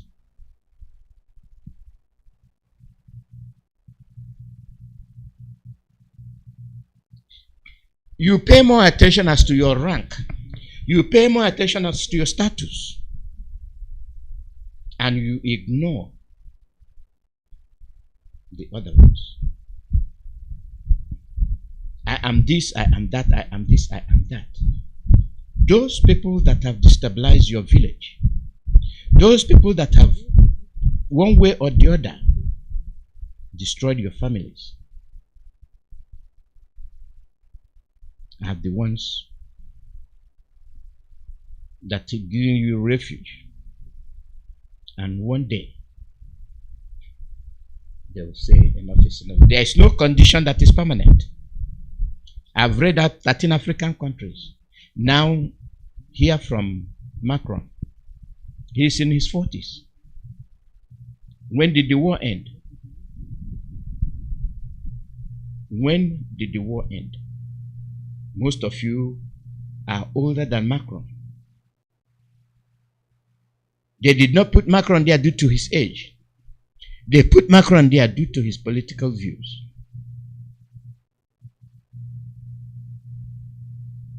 So it's not done by age. But my goodness, why is it that we have such age groups? And those people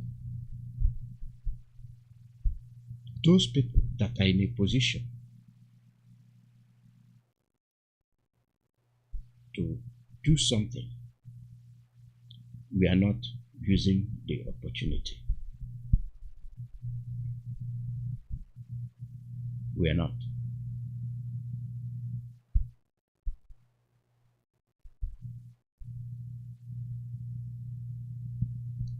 When are we going to use it?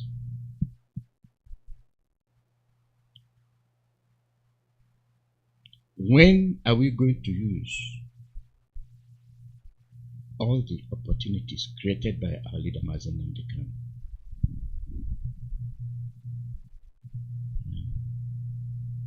I don't think we are, because most of us are still self-centered.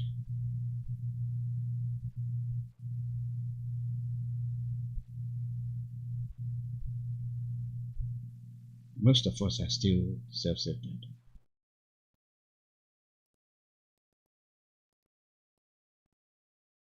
And to what gain?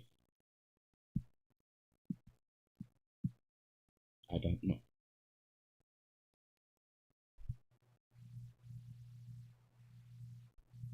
We have tried. We have called the attention of people. But today, listen to Macron. It might be useful, and that's why I say ask yourself how this affects you.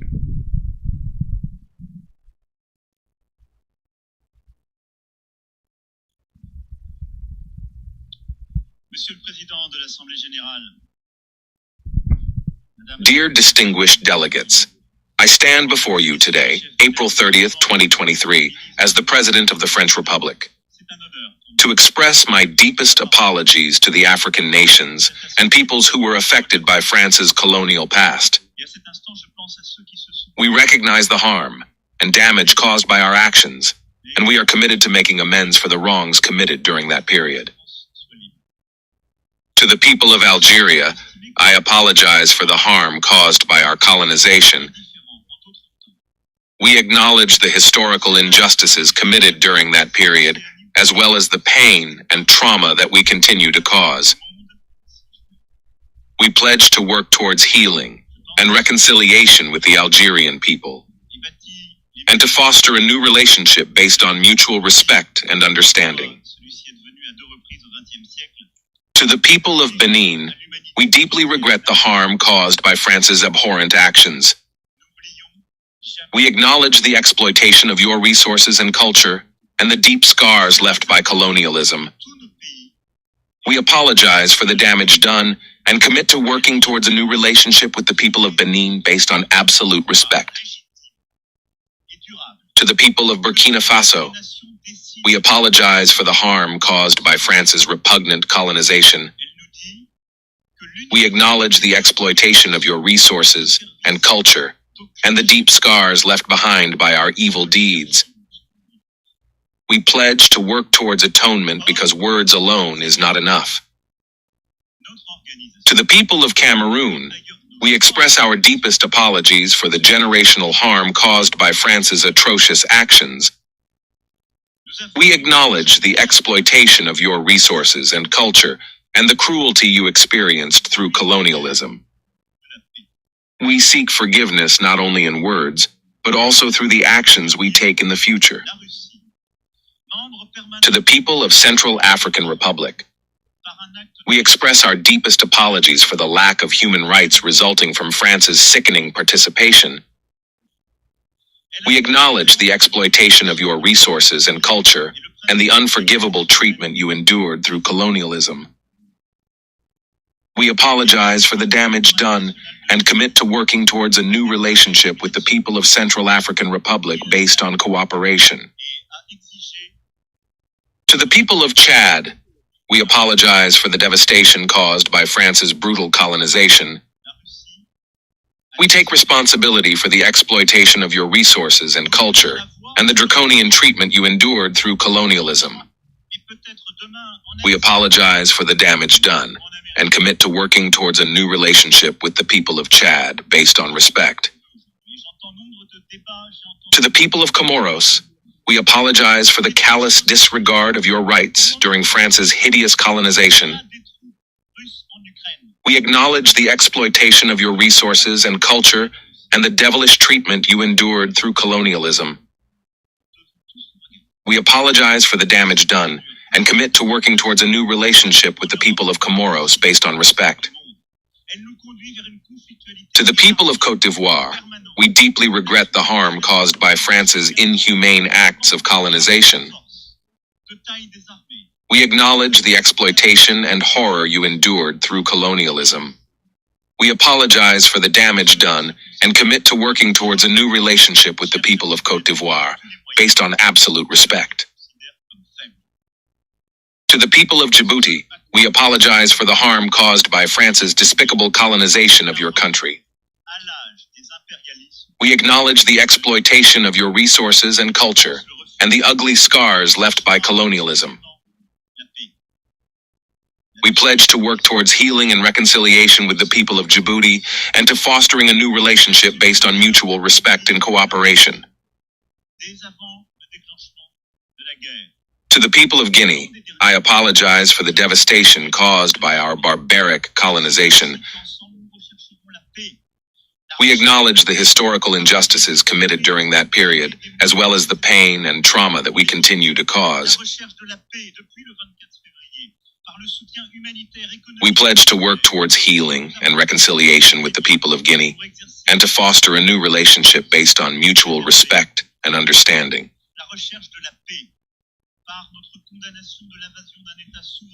To the people of Madagascar, we deeply regret the harm caused by France's abhorrent actions. We acknowledge the exploitation of your resources and culture, and the festering scars left by colonialism. We apologize for the damage done and commit to working towards a new relationship with the people of Madagascar based on absolute respect.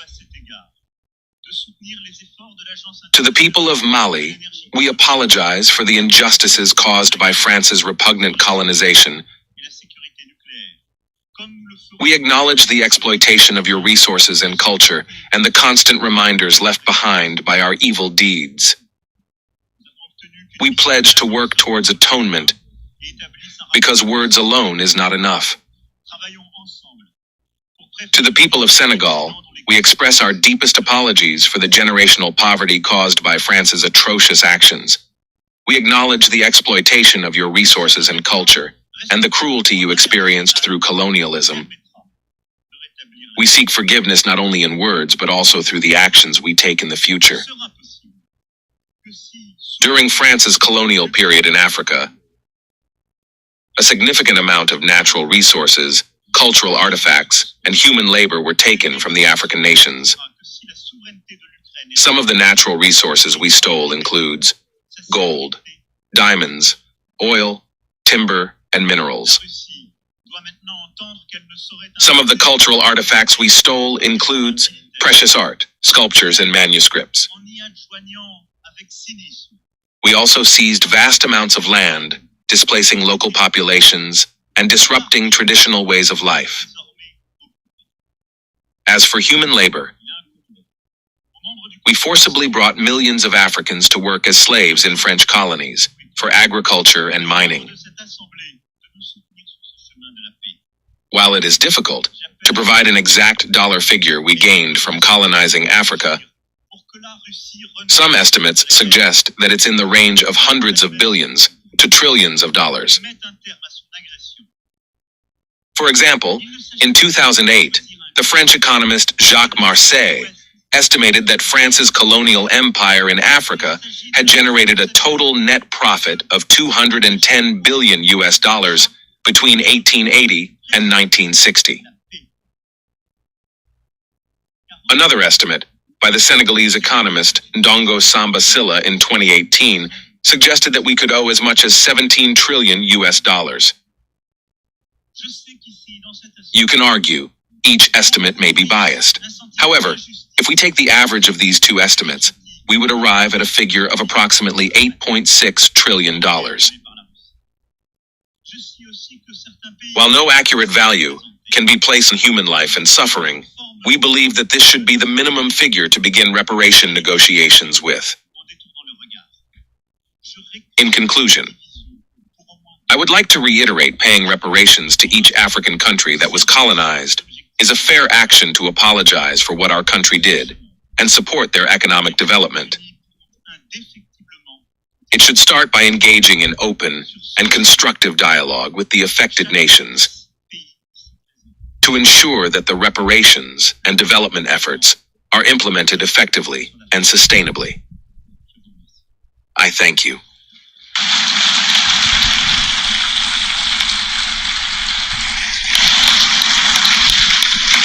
On behalf of the Assembly, I wish to thank the President. Thanks for the applause.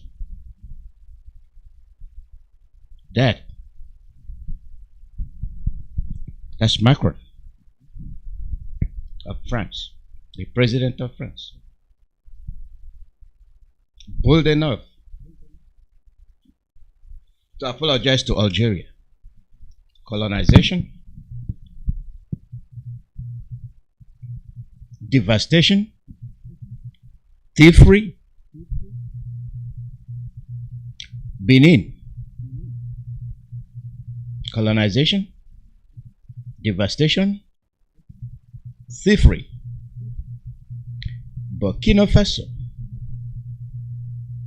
devastation, thievery, colonization. Cameroon, Central African Republic, Chad, Comoros, Cote d'Ivoire, Djibouti, Guinea, Madagascar, Mali, Senegal, 13 African countries suffered the same humiliating colonization. And we're here praising France. And poor people, they colonized them psychologically. Your colonial language is French. Your own dialect, gone after many years of colonization. What do you speak? I speak French. What do you speak? I speak English. Languages of our masters, of our colonizers. And we enable them to colonize us as we speak. And when you say fight for your freedom, people say no. Those that understand what slavery is, those that understand that when they set their journey from their village, crossing the boundary headed to the Sahara, is a journey of uncertainty. You have chosen your destiny. You have all these resources. You have all these things in your hand within the context of your land, but you have no access to them. Instead of seeking for a change, you say, I will not stand for this. I am leaving. You left, headed to those that created that problem. And there you become inferior again. You'll be lucky if you get something else. And according to Macron, they took the resources. They stole the gold. They stole the artifacts.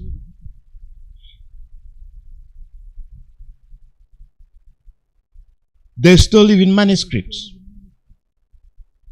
Things that people are known to use in communicating.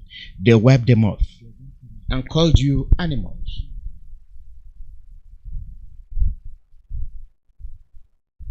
And they want to create the impression that you have nothing. You don't have common sense to live a sort of history about you. But you do. They took it. They made themselves superior over you and made you inferior.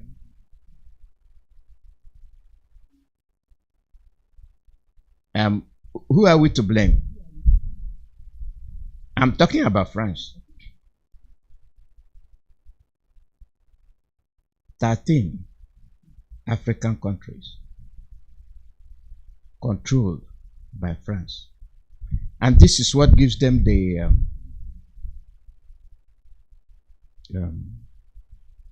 power. And they want you to go to war. They believe I have 13 African countries that will go to war with us. And when we command them, they'll be ready. Now, let's face the reality. He made this announcement in April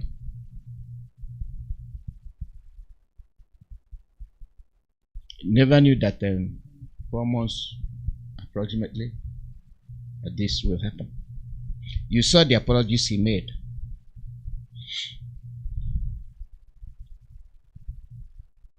What happened when the coup took place? They raised their ugly head again. We give you ultimatum to cancel that coup. This is somebody that just 3 months ago apologized for the criminal acts they committed, and today they are giving you ultimatum. Don't you know that we are your masters and we want you to rescind the coup? Because that's not who we put in power. But they are apologizing,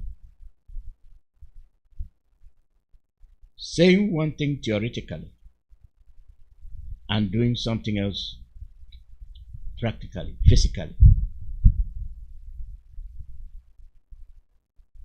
You will continue to be a slave to France until you acknowledge those that want you to be free. Now, that is France. What about we, Biafrans? Have you actually acknowledged that you are a Biafran? That's a problem. When we say things about Biafra, do you show up? Do you show up? No, you show up under the name of Britain, Nigeria. Many people here in the United States don't talk about their freedom.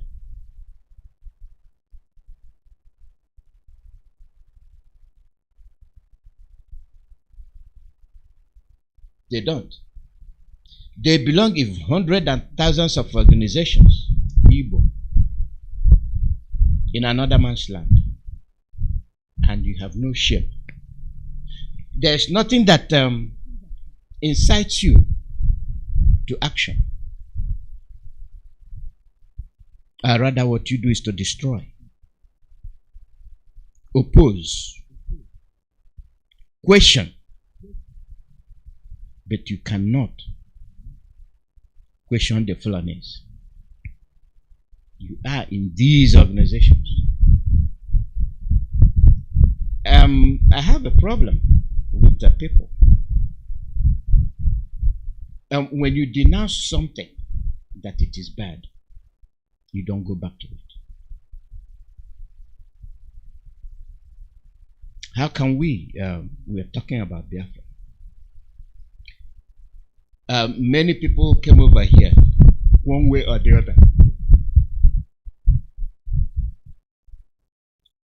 You're not doing something as a Biafran. Now you know the condition of our leader, Mazi Nnamdi. Now you know those sitting on you. America, Britain, and Europeans are the ones sitting on you.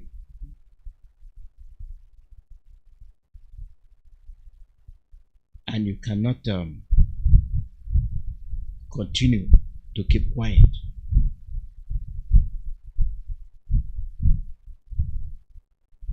A point of concern is the militarization of African countries. Nothing they set up for us other than military and command post. To fight who?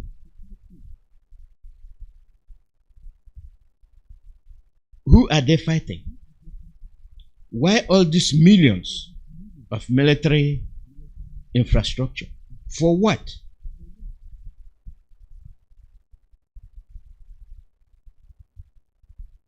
A world that is civilized but can never know peace.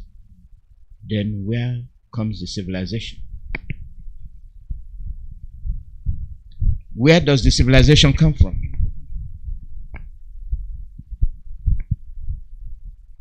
A world that said that they are the first world, the second world, and third world make policies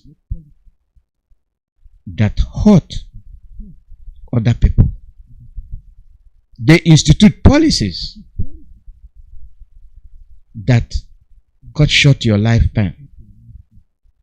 They institute policies that turn you against your family, against your own brother. And we all listen. Nigeria exposed her foolishness with the issue of Niger.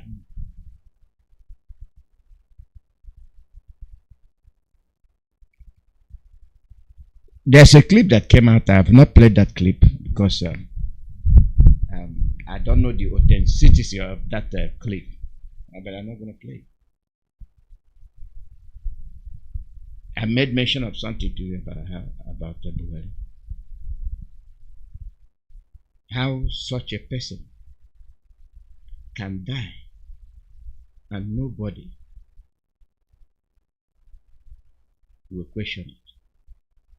They bring you pictures.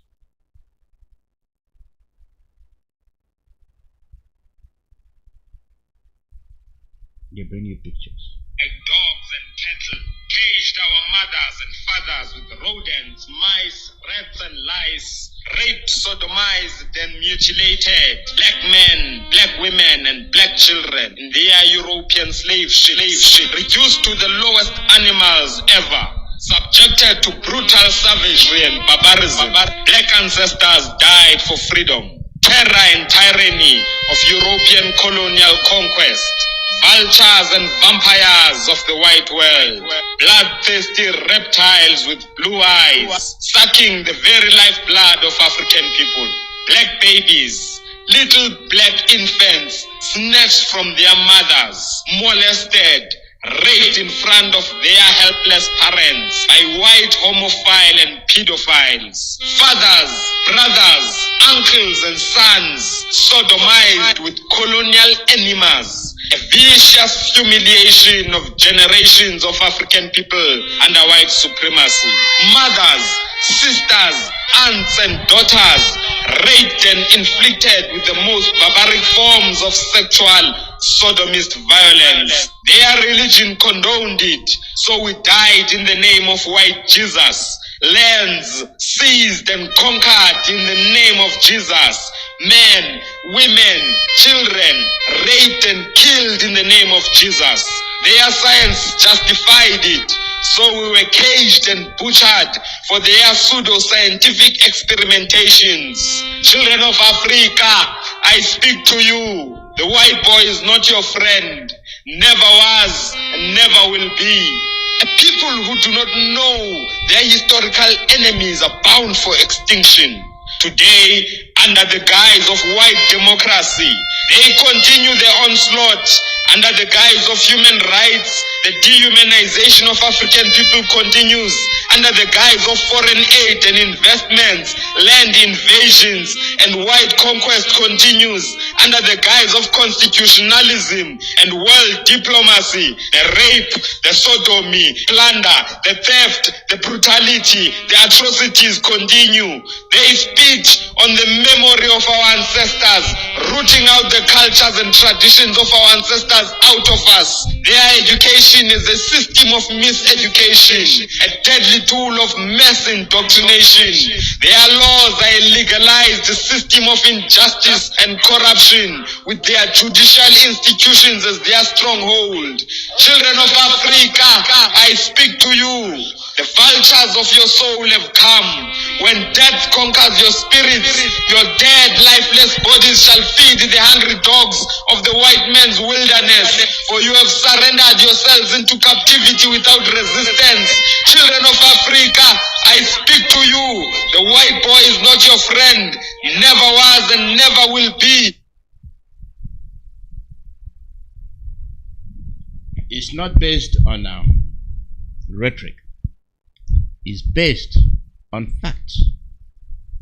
It's based on what happened, from which Macron was apologizing, the atrocities they committed.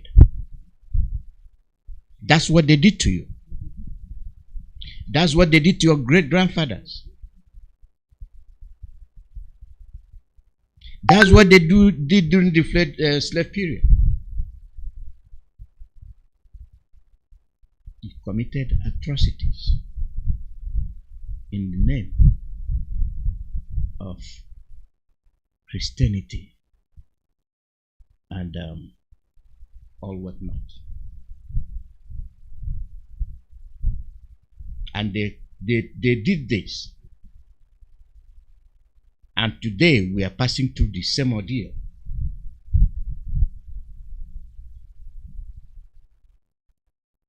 We are passing through the ordeal. Then what is our own contribution to show that this will not happen again? Today, as of today, well, let me say as of recent,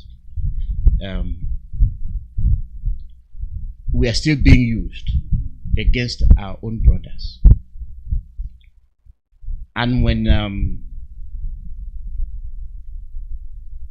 Niger instituted a policy change, his own African brothers from Nigeria, a country that does not exist, a country that is not a country, those that are responsible for that word Nigeria quickly got together. Oh, we have we have people. Let's go to ECOWAS. We put ECOWAS. When ECOWAS was formed, all of you witnessed it, you watched it. From the Organization of African Unity, when they disbanded it, because most of them belong to non-aligned nation, they say, no, we don't want that because there's nothing like non-aligned. You either belong to the East or you belong to the West. They tactfully destroyed the Organization of African Unity and they put the African Union. It's controlled by the West.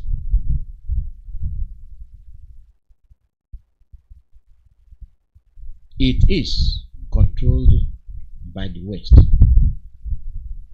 African Union, these are Africans. The African Union is headed by African leaders that are not independent.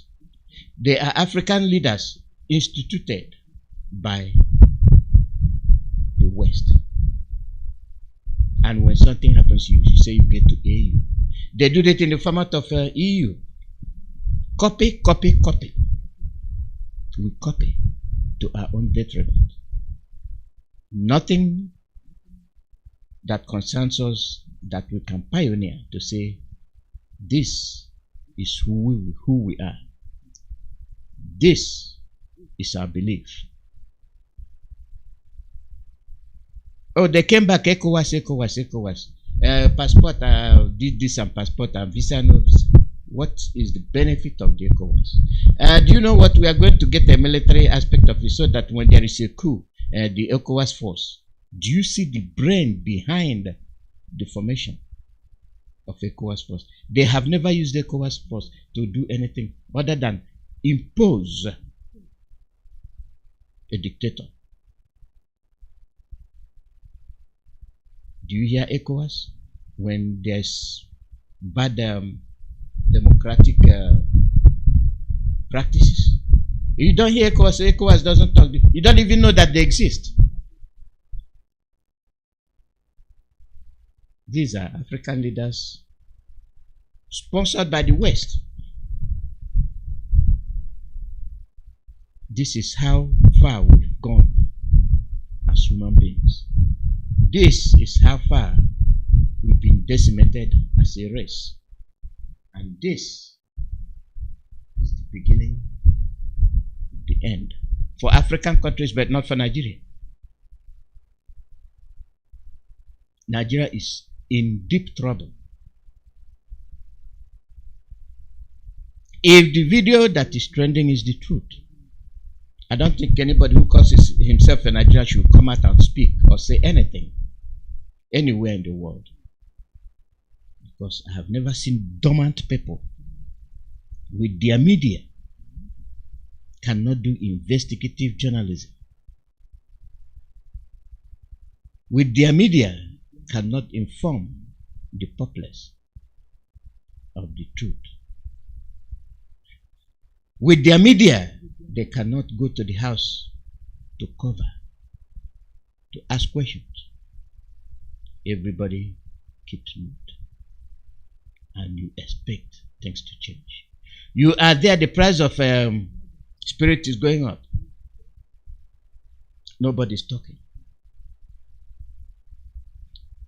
And you have the crude. Now see what happened in Ukraine. You destroy your source of income. You destroyed the source of your comfort because you want to please your master. They actually destroyed your own population. And most of the old people that died in last Wednesday in Europe as a result of lack of heat, who caused it? When you cannot be realistic as to what you are passing through, you have to make a channel for correction. That does not exist. Nigeria is the center of destabilization in Africa. Nigeria is not a country. Nigeria is a corporation. The Western world have told you that Nigeria is not a country, it is a corporation. And people have refused to go their separate ways. I'm proud Nigeria is my country. Nigeria is not my country. Let the people start accepting the truth. Let the people start dealing with their issues. How somebody without thinking will give the land, use it, build the world largest embassy. For what? To militarize and start targeting other countries, destabilizing other countries, including African countries. And you yielded. They came to you. Get ready to go and fight in Niger. Oh yes, we are ready. And we give you ultimatum. And they are waiting for you. The Wagner group is there. They are waiting for you. Come. Macron have read out their sins, but the proud West cannot come and tell you we are wrong. EU cannot come and tell you we apologize, but that's where most of us are. And they act like they love you.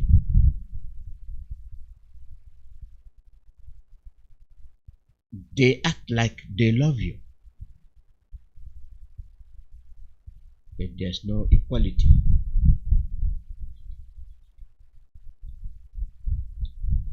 You are talking about that. The same people you are in Taraba. You're stealing gold. You are stealing the resources. You are enriching yourself. And the people are dying from bullets and guns you supplied for them to fight against each other.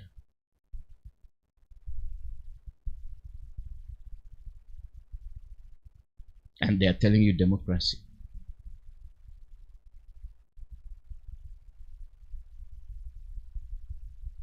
Democracy. On what standard? System that has no place in Africa is the system they imposed on you. And they want you to follow it by the script. And in that process, they put their own people. Never to be free. Africa will never be free. We will never be free until we have people that can stand and say, enough is enough.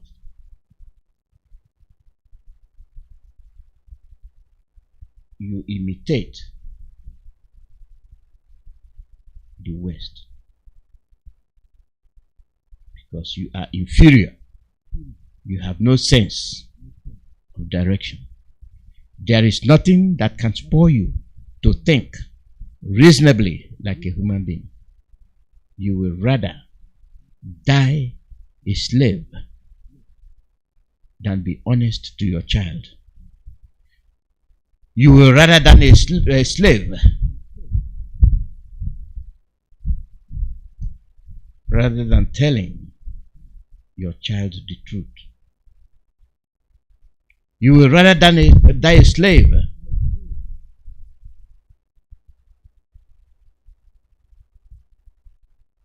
instead of coming to say, enough is enough. You will come to present yourself as learned, intelligent, educated, that spurred our leader to call you intellectuals.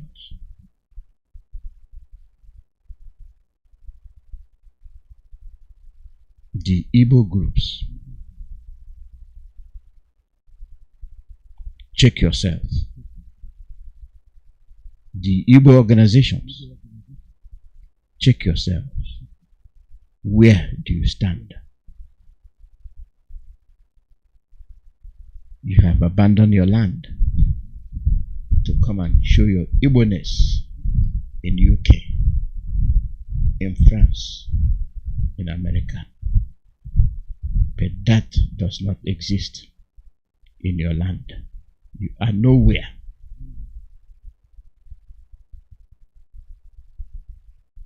It is not a crime to raise your awareness. It is not a crime for somebody to call, for you to be conscious and cautious about your friends and the environment. They have finished us. These people have destroyed us. If Macron is sincere, why will he summon his troops to the streets to mount roadblocks and terrorize the people of Senegal? And they ask him, what's your problem? Why are you here? Why the roadblock? This is somebody that 3 months ago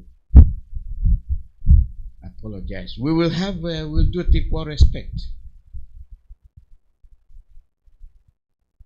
You were about crying about the crimes you committed. In paper, in practice, you are your own self, your old self. We've not looked at Britain and the West. We will. We will. I'll open the phone line. +1 484 767 0848.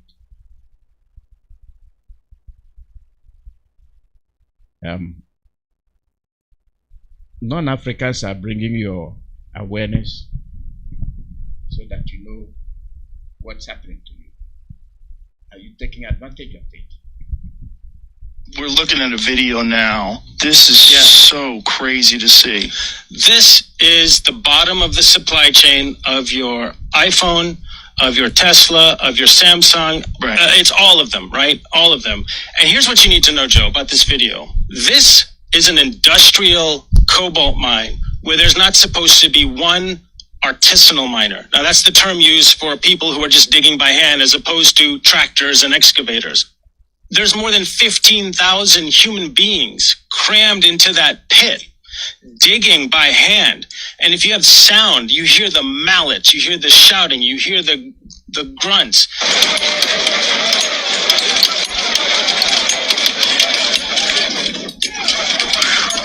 Thousands of individuals clanking away for $1 or $2 a day. Okay? All that stuff, that cobalt's toxic to breathe. They're breathing it in all day. No masks. No filtration no gloves. No. Half those guys are in flip-flops. We're supposed to be living in this enlightened era. To see kids up to their shoulders caked in this filth and grime and toxic. I mean, to see teenagers walking around with babies on their back, all inhaling this toxic cobalt dust. And to see them barely scraping by on $1 a day, $2 a day.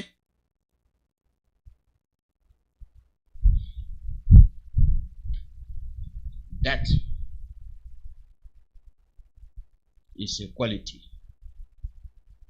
That is the raping of our land resourcefully. They want the resources. And they are using manual labor. Expose you to danger.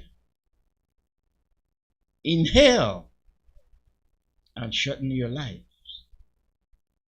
And in the future, you will not be a challenge.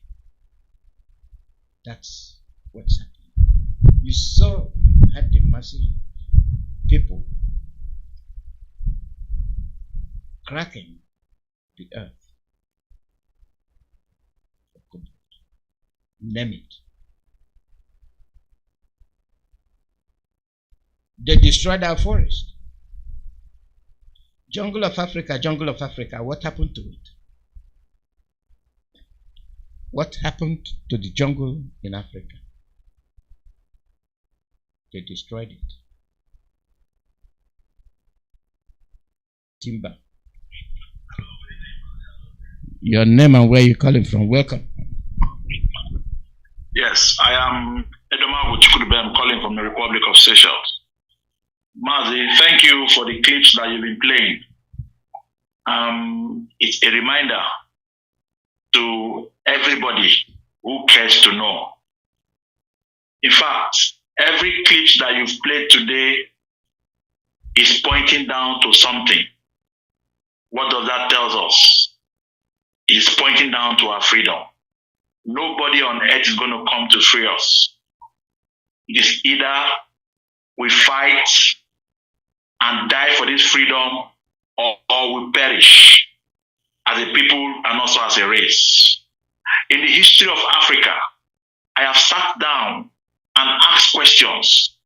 When this group of colonial vagabonds were coming to colonize our people, how were they championing this cause? A few people would just come, conquer this place, put some people there, start ruling them. But look at the unity that Africa is synergizing today. Nobody's looking at the fact that I am from Mali or I'm from Niger. Everybody's rising up to say no to this colonial, to these imperialists. The synergy Mali, Guinea-Conakry, and Burkina Faso is bringing up today to stand for Niger. It is what every African country needs to do to kick out these criminals out of our land. Every apology from Macron is a caricature. If you watch that apology, you will understand that he's just trying to buy the heart of the people because he knows that in Africa will be a better. But his men are in Ivory Coast and in Senegal blocking the people. They don't have military men on their roads having checkpoints.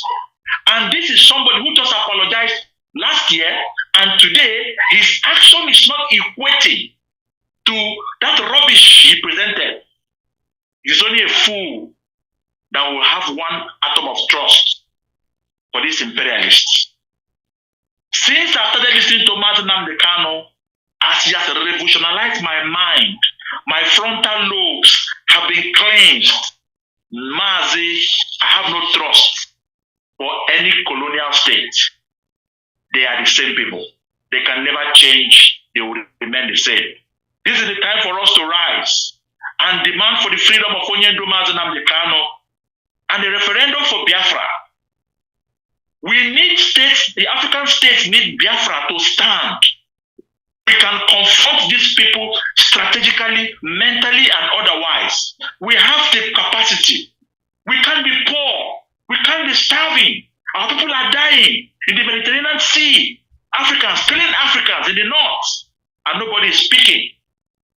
Some idiots in Nigeria is rising up to go and fight for people who have chosen to take their decisions over to themselves in order to please somebody in Britain, America, and in France for his stupidity. Nigeria must be destroyed for Africa to be free. Thank you. Thank you very much. Thank you. That's the truth. That is the truth. Here they are. He apologized. And when the tension got high, he sent in his troops to go and mount roadblocks. And why don't African countries go to France and mount roadblocks? And he's ready with his his warplanes to come and bomb.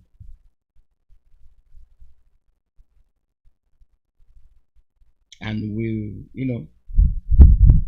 we're wondering if things don't change. These are the things we are going to do. We will remain the same. We don't expect it to change because our man is there. But when things change and your man is not there, what next? 13 countries, 13 African countries, they become the Lord over you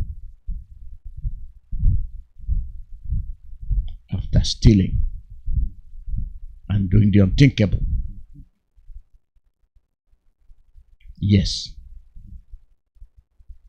that is colonial mentality, colonial atrocities against Africans. Do we see it? Do we comprehend it? Do we have a solution?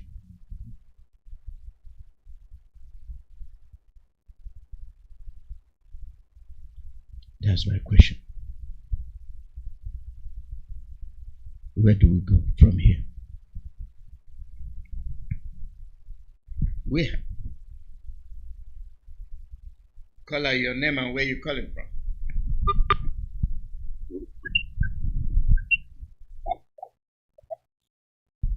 Call out your name and where you calling from.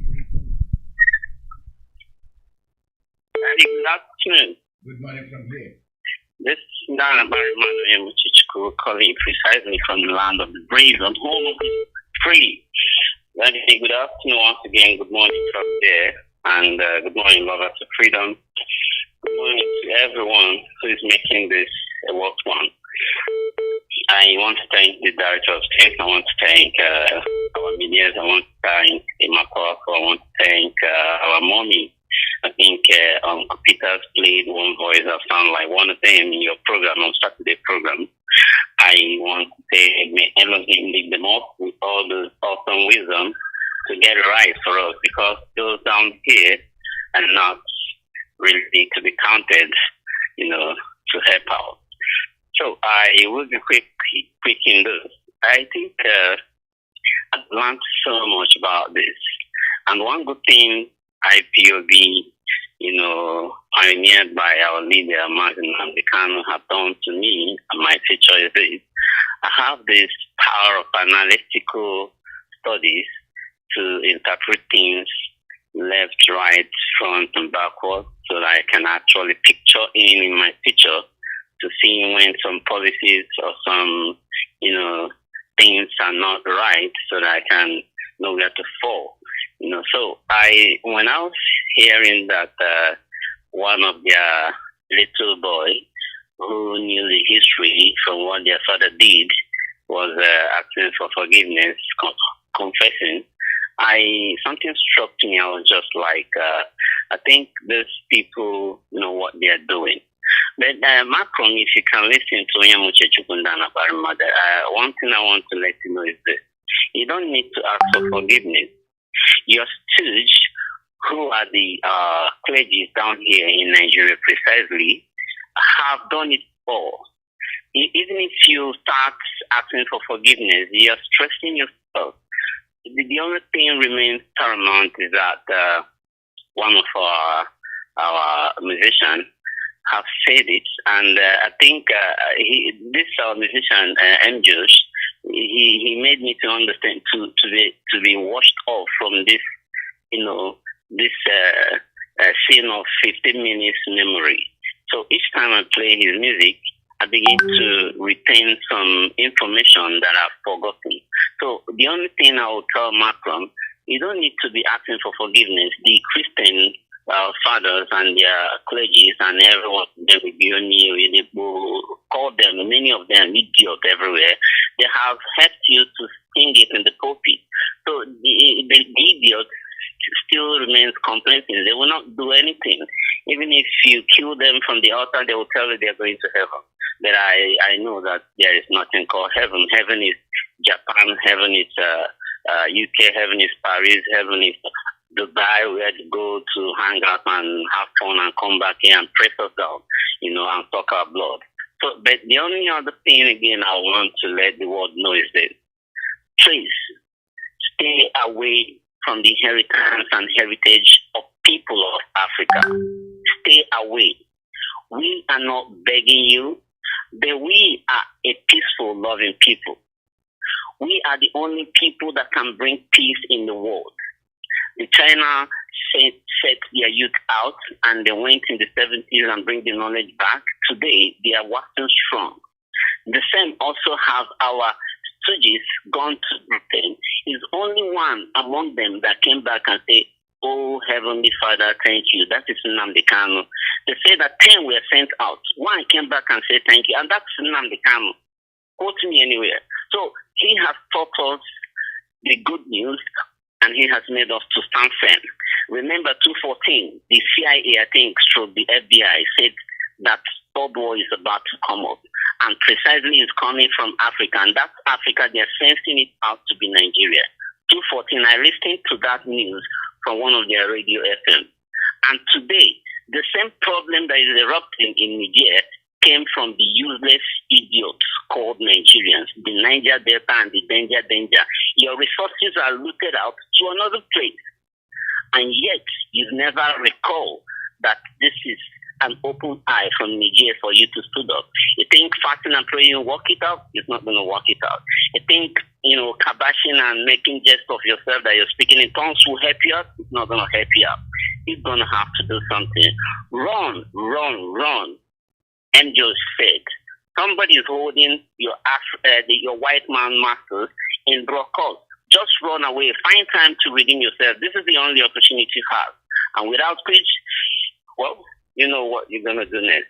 Thank you, Daddy. I love you. Remember, thank you very much. Thank you. The call number +1 484 767 0 +1 484 767 0848. We are the people. We are. Caller, your name and where you calling from. Good morning, Mazi Alozie. Welcome.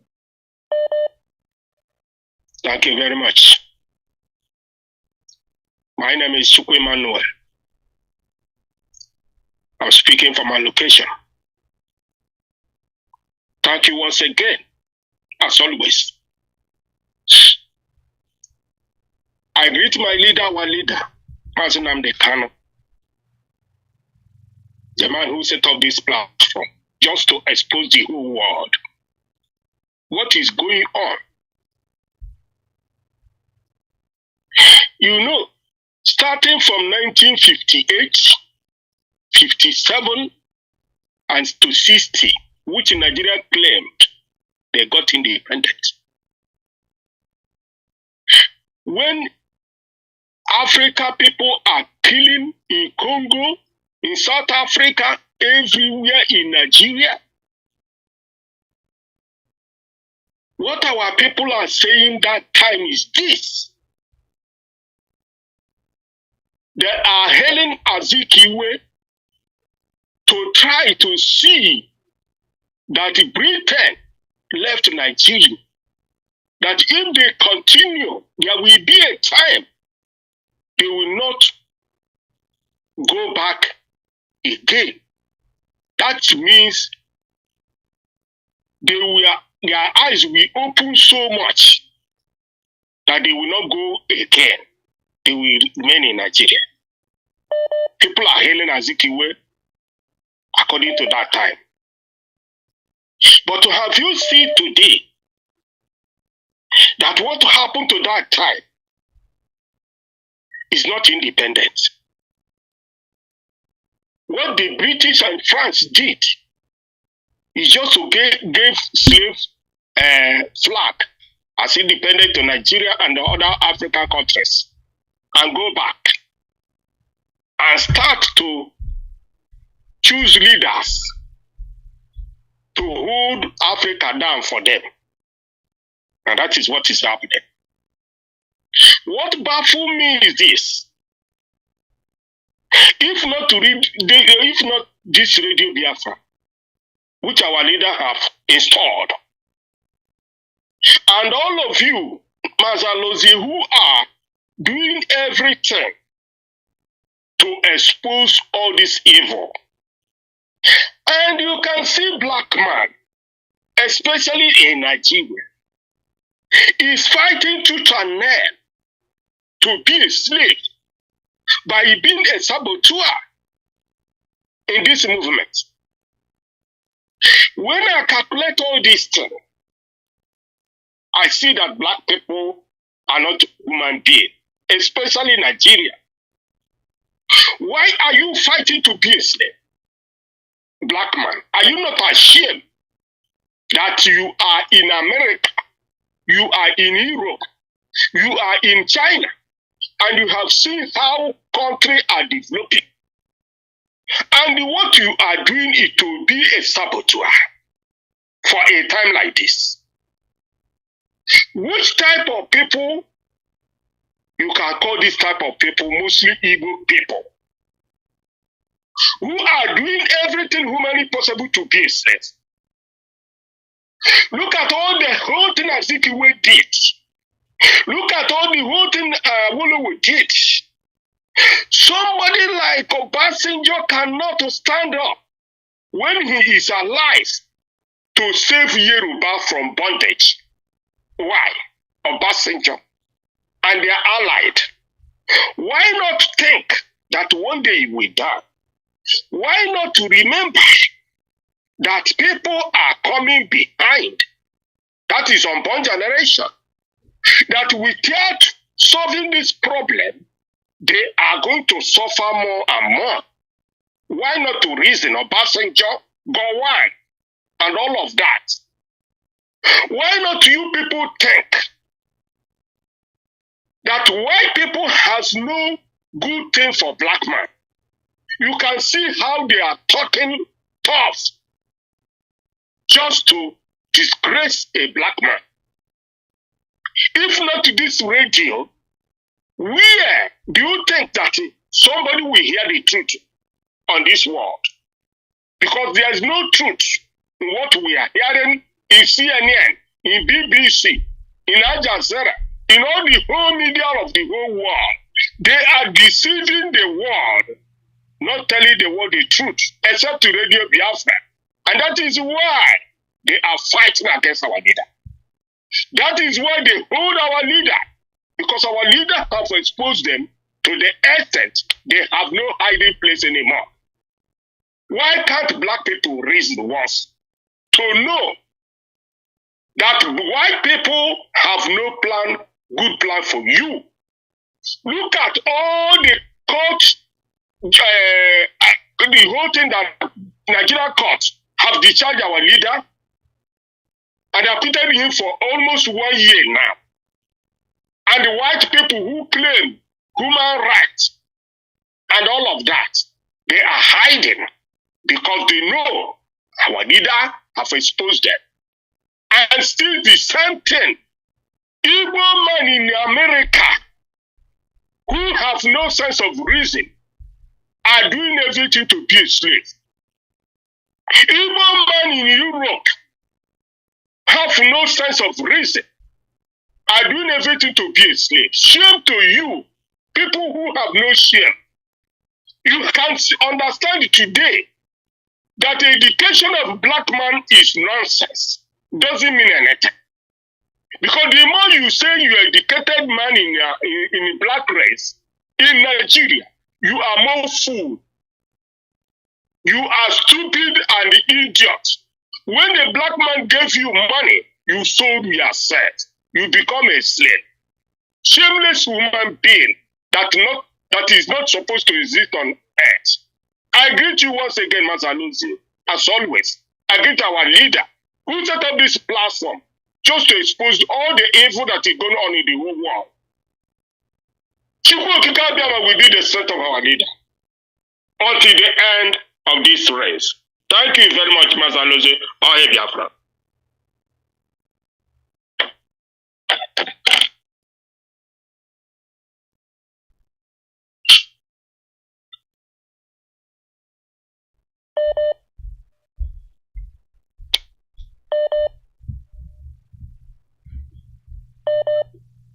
Caller, your name and where you calling from?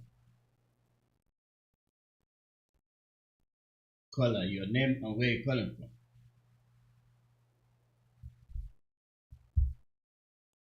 Caller, your name and where you calling from? Good morning, Mazi. I'm from San Francisco Bay Area. Welcome. Thank you. Yeah, the education is wonderful. Our people need to wake up. Biafrans need to wake up. Indeed, we need to wake up. And Africa need to wake up. And I'm glad it's happening. The two evil that is constantly sinking countries in Africa and the continent, as well as destroying African people. Two of them are showing up. Betrayal and corruption. Two things they cannot use to tie Mazi Nnamdi Kanu time. Two things that Mazi Nnamdi Kanu wants to make sure that they will not be a part of the marrow of Biafra, so that we will have one of the best nations on earth. Yes, people digging cobalt so that Western countries will continue to answer number one nation in the world, or nations in the world. In Congo, what happened? The corruption, the betrayal by Joseph Seko, who, after serving his Western masters, became Mobutu Sese Seko. And Patrice Lumumba was assassinated. That is what is going on today. The evil that men do will live after them. And it has continued. That's what they want to do. They planted it in Biafra So now they want our gas to go to Europe. And who are the corrupt betrayals? And if they go through, then Biafra will think, just like you see today, what is happening in Congo and all these other places. We need to fight the evil of the West. This education is essential. I would say this though, I would like to believe that Macron said these things. Then if he said it, like you pointed out, why then would they be amassing their army to wage war against Niger? Because their corruption and betrayal has been exposed and will not find root to continue to dominate and sink that country, like what is happening in Congo. And it won't just do that, it will destroy, the ecosystem across Africa, continuing to sink the continent. So these two evils, betrayal and corruption,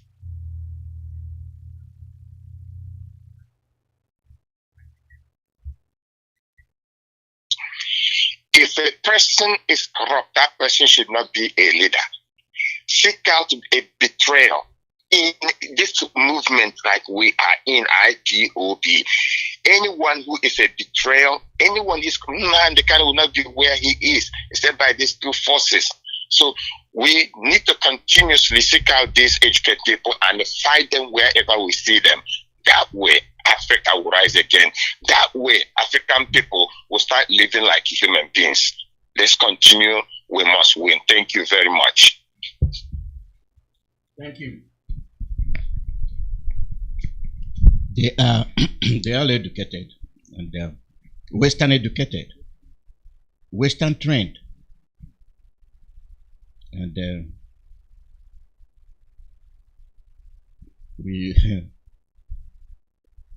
we've seen them all.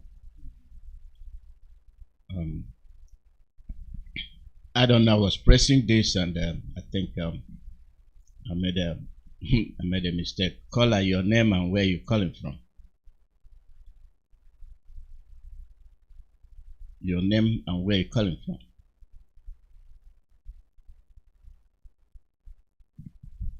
Caller, your name and where you're calling from.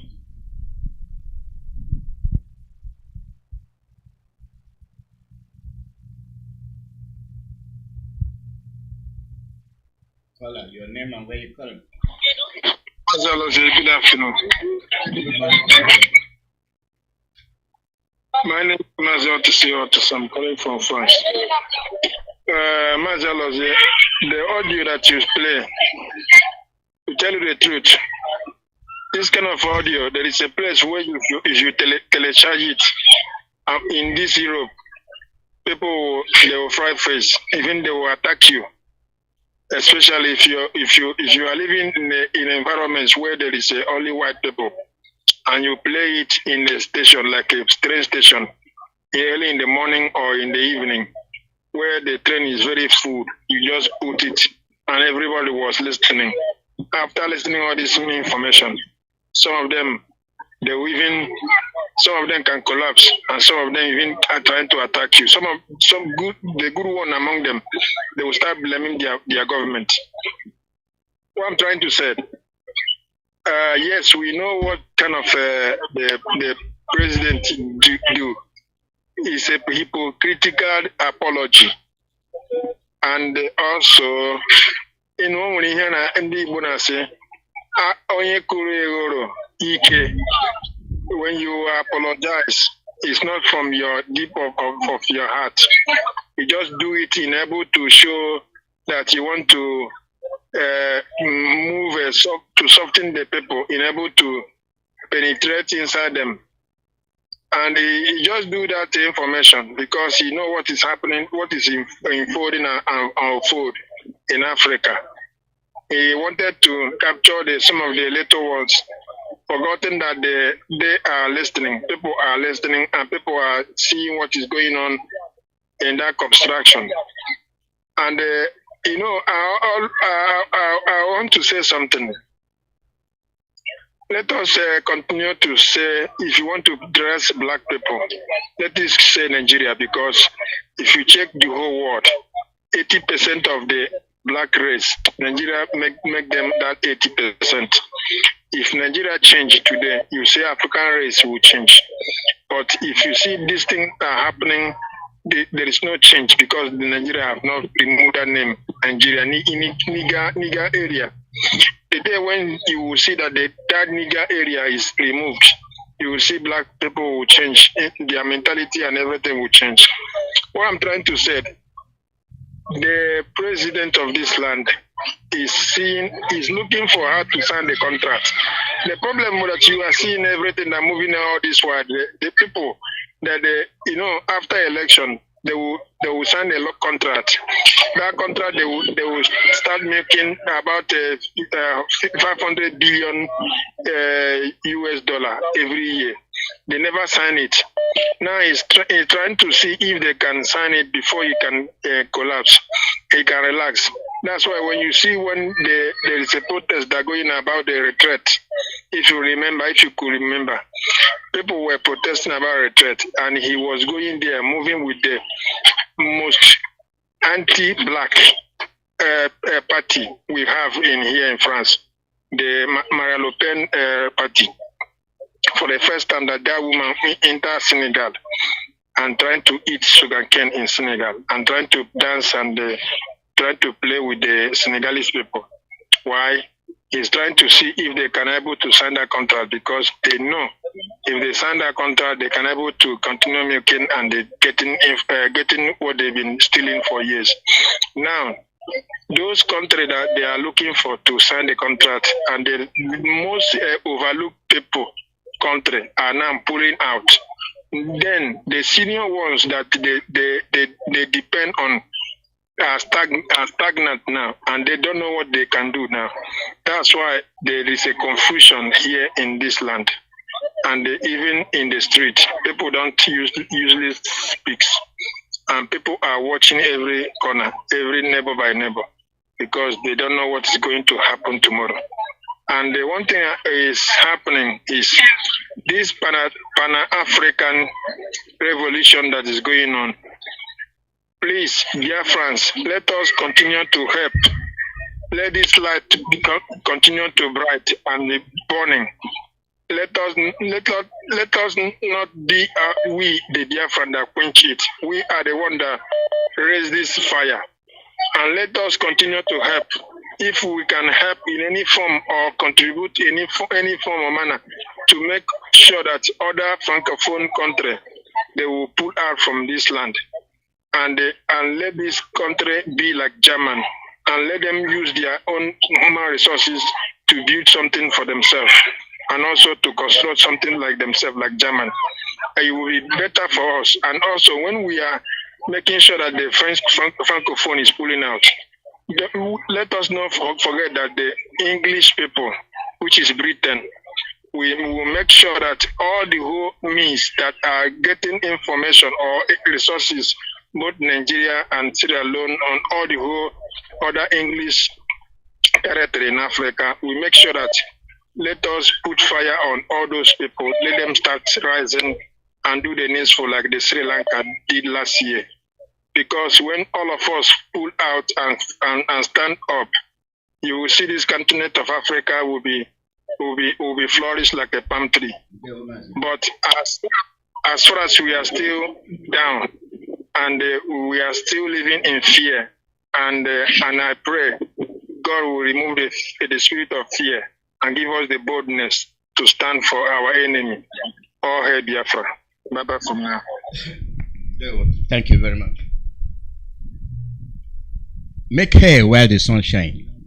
These people are signing contracts, massing our resources.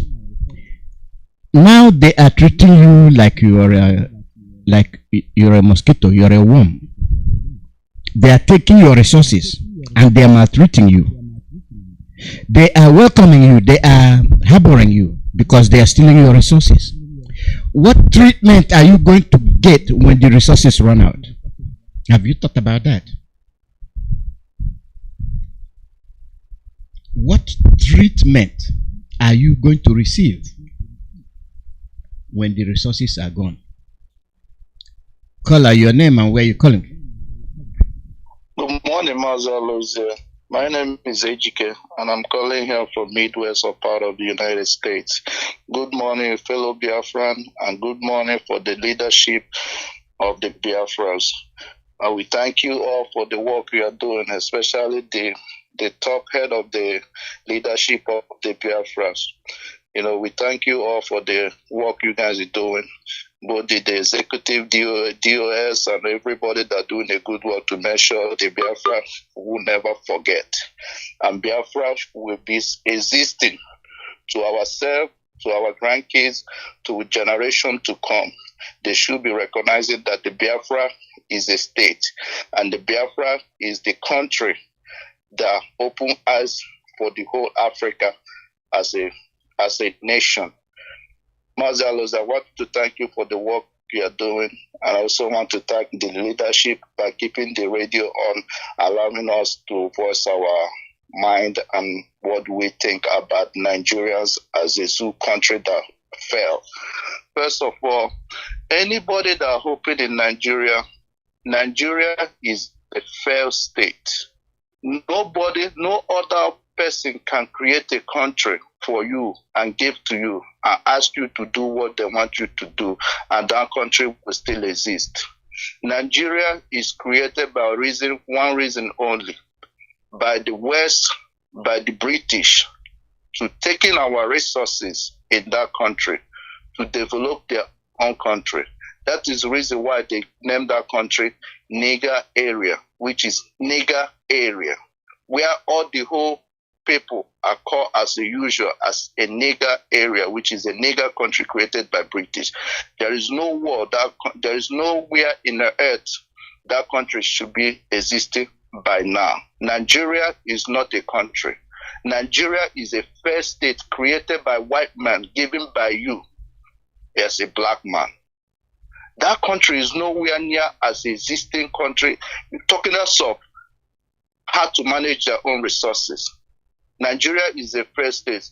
And those of people who fighting against Biafra, Biafra is a created state, created by the people of the Biafra, created by the people that know the country that will open eyes of the whole Africa, including the West Africa as we know it now. Biafra is a country, and Biafra we should stand, and Biafra is a nation that should be existing. That's the reason why we try to get away from the zoo called Nigeria, because Nigeria is never a country. That country is a useless country. It should never in a world existing. Talking about Nigeria, take a look at the people you call leaders in Nigeria. Started from the way the Nigeria was created. Have you ever seen a country that existed that does not have any resources? The mineral resources was created by the God, given by the people in that country. Up to now, there is no refiner. Up to now, there is no industry. Up to now, there is no light. Up to now, there is no good road. Mention every living thing that we exist in, that we know as a country, that we should be using to, the people in that country should be enjoying. Mention every one of them that stay good on that country. The leaders, the people that read from A to Z, they're all criminals. They went over there for their own benefit, for their kids. They do not care about anything from you. They do not give a damn about you. Look at the people you call leaders. All of them have education. Most of them go to abroad. They still won't see good thing to bring for you. How do you call those people leader? I call them evil people, wicked soul. Talking of Nigeria, look at the Nigeria security operative. None of them obeyed the law of the land, the so-called zoo called Nigeria. None of them obeyed the laws. The police have their own law. The DSS have their own law. The army have their own law. The civil defense have their own law. None of them obey their so-called 1999 constitution law. None of them obeying it. Somebody will come over and give an order. When the judge rule, And the person called himself, he's not even elected though, he's not even elected, he didn't even go to the Senate or whatever. The person is not even elected, he's appointed by the so-called whoever ruling that country. He's appointed. There is a difference when somebody appointed you to do the job and when they voted you in to do the job. When you're looking at the man ahead of the DSS, the man is also a criminal. A criminal from the north, doesn't have education, doesn't know anything about the law. When the judge issued an order, the man doesn't obey the order that the judge have given. The judge have given to release Mazi Nnamdi Kanu, to set him free. Then if he have any case about him, go as the normal procedure. Or not now, Tinubu still have that man in the seat. A DSS man call himself a DSS director. Does a man from a cow? It's different that you have somebody by the train, by the zoo. Those the people, the animal doesn't have any education, doesn't have anything called the law. And up to now, this man does not obey the law. He have his own jail. There is what they call the state jail, that each state have their own prison, either funded by the state or funded by the federal government, which is known. And this man went over and built his own cell in the DSS, built his own holding cell, doesn't obey the court laws. And up to now, you guys still have the man as a director of DSS, a criminal. So that tells you guys the whole country is fair. And anybody who open in Nigeria as a country, that person is a dead man walking. Now, they find a way to make you guys, as the useless that they want, because by taking the food out of you guys' mouth, by not creating any industrial work, by not creating any good living thing in that country, by not giving you guys even electricity, 24 hours electricity, and all the whole 2 million people call themselves in Nigeria and still living, and still saying they're idle. Every day they go to social media, they're nagging, and anybody who come up to open their eyes, they go against the person. Why would you guys not rising up by now? As in Nigeria as now. Now fuel is almost 700 to 800, and you guys is still, as usual as it's typical Nigeria, as it's zoo, as it called Nigeria, and everybody walking around acting like nothing is going on. Why are you guys haven't rise up? Other countries already rise up about their bad leadership, about their government, and how they're treating them. Why are you guys staying idle, going on social media and pranking and all those stuff? Why don't you guys use this energy to protest on that country? Why don't you guys use this energy to rally about the insecurity, rally about the government not providing you any manufacturing, rallying about government not creating any job, rallying about government is not giving any electricity, rallying about government is not giving any good road, rallying about government is not opening or making you guys as a living human being in that country? Why are you guys still quiet and begging when you still have the criminals? Dude, let me tell you guys what the order they gave their so-called security. The security is only there to protect the criminals and kill the citizens, as you call yourself as a Nigeria, to kill you guys. That's the work of their security. If you think you have a security on that country and you say Nigeria, that security is there, only one job, only to protect those criminals. No country in the world existed by now as Nigeria is. The security will rise up and started arresting from the top to the bottom. No country on this earth will exist now with that security started arresting from the government, the previous, including the previous government and the current government now.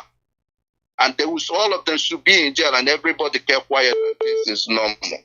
It's about the time you guys rise up and end this Nigeria. Nigeria is not a country. Nigeria is not anywhere existing in the map. Nigeria is a disgrace, and we still in that country called Nigeria, and we pretend Nigeria is okay. Nigeria is not okay. Nigeria is dead. About you guys rise up. All the Biafra rise up and measure the Biafra stand. If you want to create your Duduwa country, this is your time. If you want to create your Arewa country, this is your time. Any country in that country called Nigeria, this is about the time you rise and pursue those criminals government. Remember, all of them are criminals. They are there to kill you. They are not there to provide any security for you. Their security is for them. It's not for you. It's about the time you guys rise. This rise is about you guys going over there to find way to get all of them out. I'm talking about the military, the police, you guys doing their dirty work. You forget you have your children begging for money. You forget you have your children that do not have any education. It's about the time you guys arrive and take those people out. Mazi Alozie, I leave it from here. Thank you for your opportunity. Thank you very much. Okay, well, thank you. Thank you. The call number is +1 484 767 0848. +1 484 767 0848. Caller, your name and where you calling from?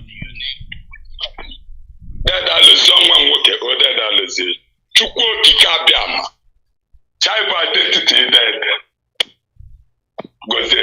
And you will see your fatherland. There's nothing anybody can do about it. Nobody is disciplined more than us.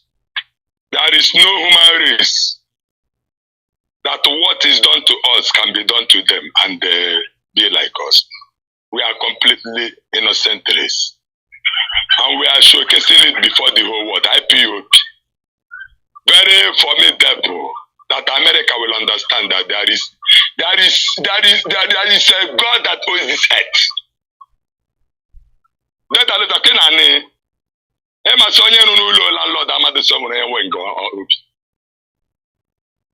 every leader in Biafra land, the last one in Ukwu. Dada Jonathan, Dada China Saburi said it completely 100%. Catch up in that there. First one discipline than us. Where are you? Biafrans. Anywhere you are on this earth. Don't know Nishika. Yeah, I won't do. Before pretend that be English, I say. That be English name, that be Chenka. So for shy. Then I will not toss it to a case that we are here to joke. Don't take we are here to look at any person's face. Our leader, Nnamdi Kanu, must be released. And then the church already said it yesterday. If we fail to restore Biafra, then this generation of Biafra is gone forever. Go and check it. And Africans at large. So if you want to be free, Mali, don't allow any Francis in their own land. Why must you allow them to take your gold and your resources? Don't you know you will die tomorrow and you won't about your children? Guys up Africans attack your land. That Alozie, I will leave it there. Bible and what the Pope big raya. Go ahead. Oh, that chicken, there's a same thing that they were Ezekiel chapter 1. Ezekiel chapter 2. Ezekiel chapter 3, verse 5, verse 6, verse 7, and verse 8. Ezekiel chapter 2. Verse 8, verse 9, verse 18, and verse 19. Completely formidable. God's throne and God's cause Ezekiel to be a prophet. Whether this repent is listening to you or not, then we know that a prophet has been among them. That's not the kind of word of government. Go and check out Biafrans. One person serving the whole world. Because you see this man Biafra land. Open you one. Because they don't spend how many years here.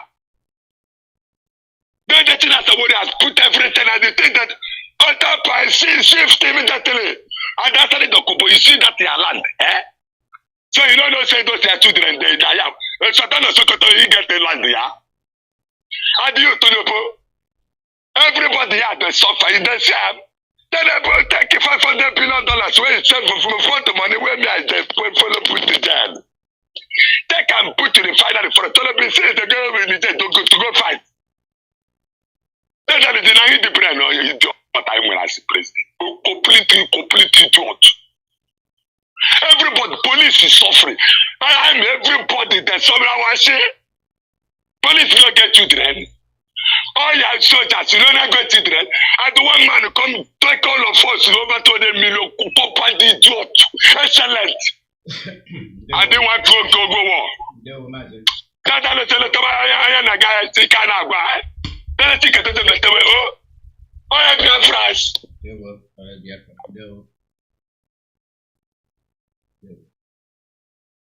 Caller, your name and where you calling from? Dr. Chukwuemeka Alozie, thank you for taking my call. Yeah. Thank you, bro. You're speaking to your brother who's the scavenger. I'm calling from Africa Sud in South Africa. I greet my leader, Mazi Nnamdi Kanu.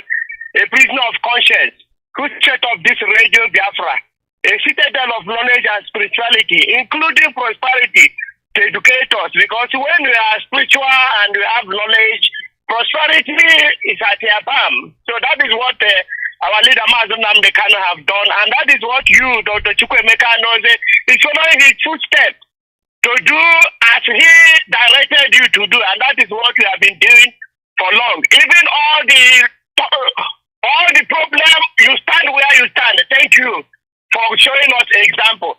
Dr. Chukwuemeka Alozie, I'm sure you are hearing me well. Loud and clear, go ahead.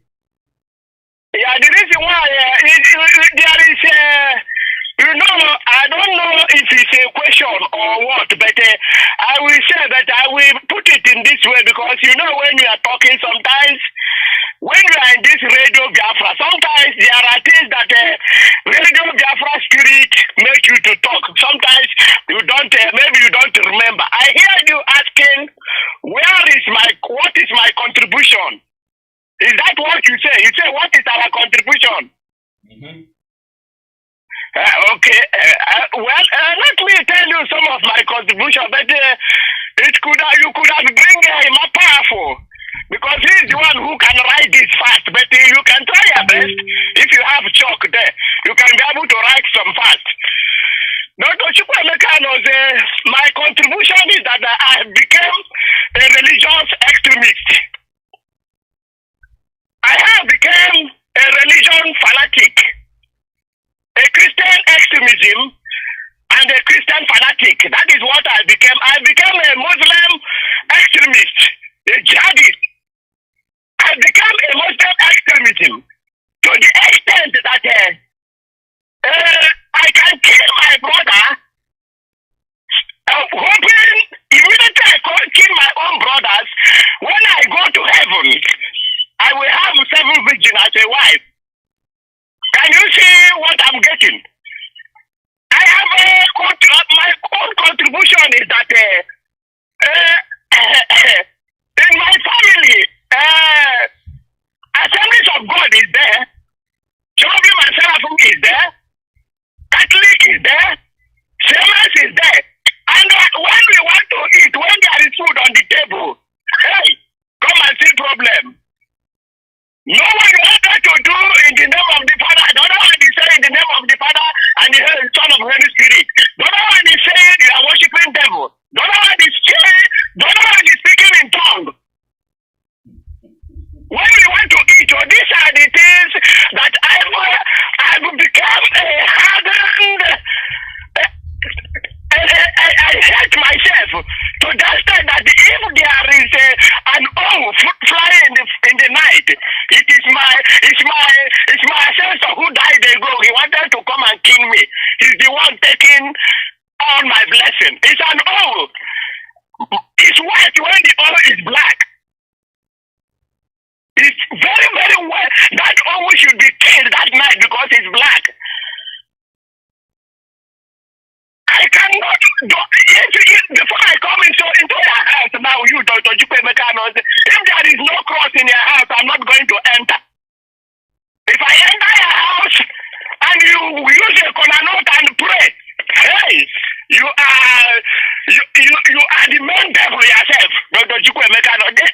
I don't know, do you still want me to count more? Because you ask me my contribution. My contribution that I have helped myself to the extent if I marry 2 wives, I'm not going to heaven. But the same heaven, my brother is going, we go there, will kill me, and when he reach that heaven, he have 7 wives. But I don't know where this virgin from. Whether they born this virgin in heaven or they born him, carry him from earth to that heaven. Dr. Chukwuemeka Alozie, you can teach me about this. Let's talk about it next time. You are the one to tell me and ask me whether this virgin is this virgin from this earth that go to heaven, or this heaven was born in this virgin. Was he born in heaven? I don't know. Dr. Chukwuemeka Alozie, if I started to count all these things to you, if I started to count it to you, then it's very numerous to the extent that I'm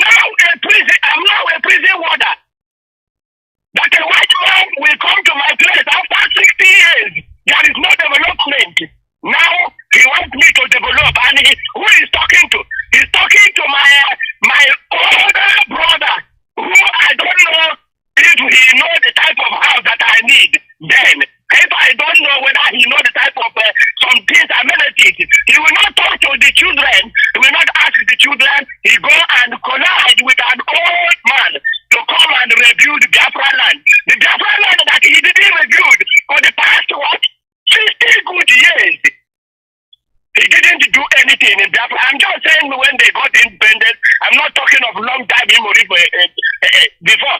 They have been there. But these are some of my contribution.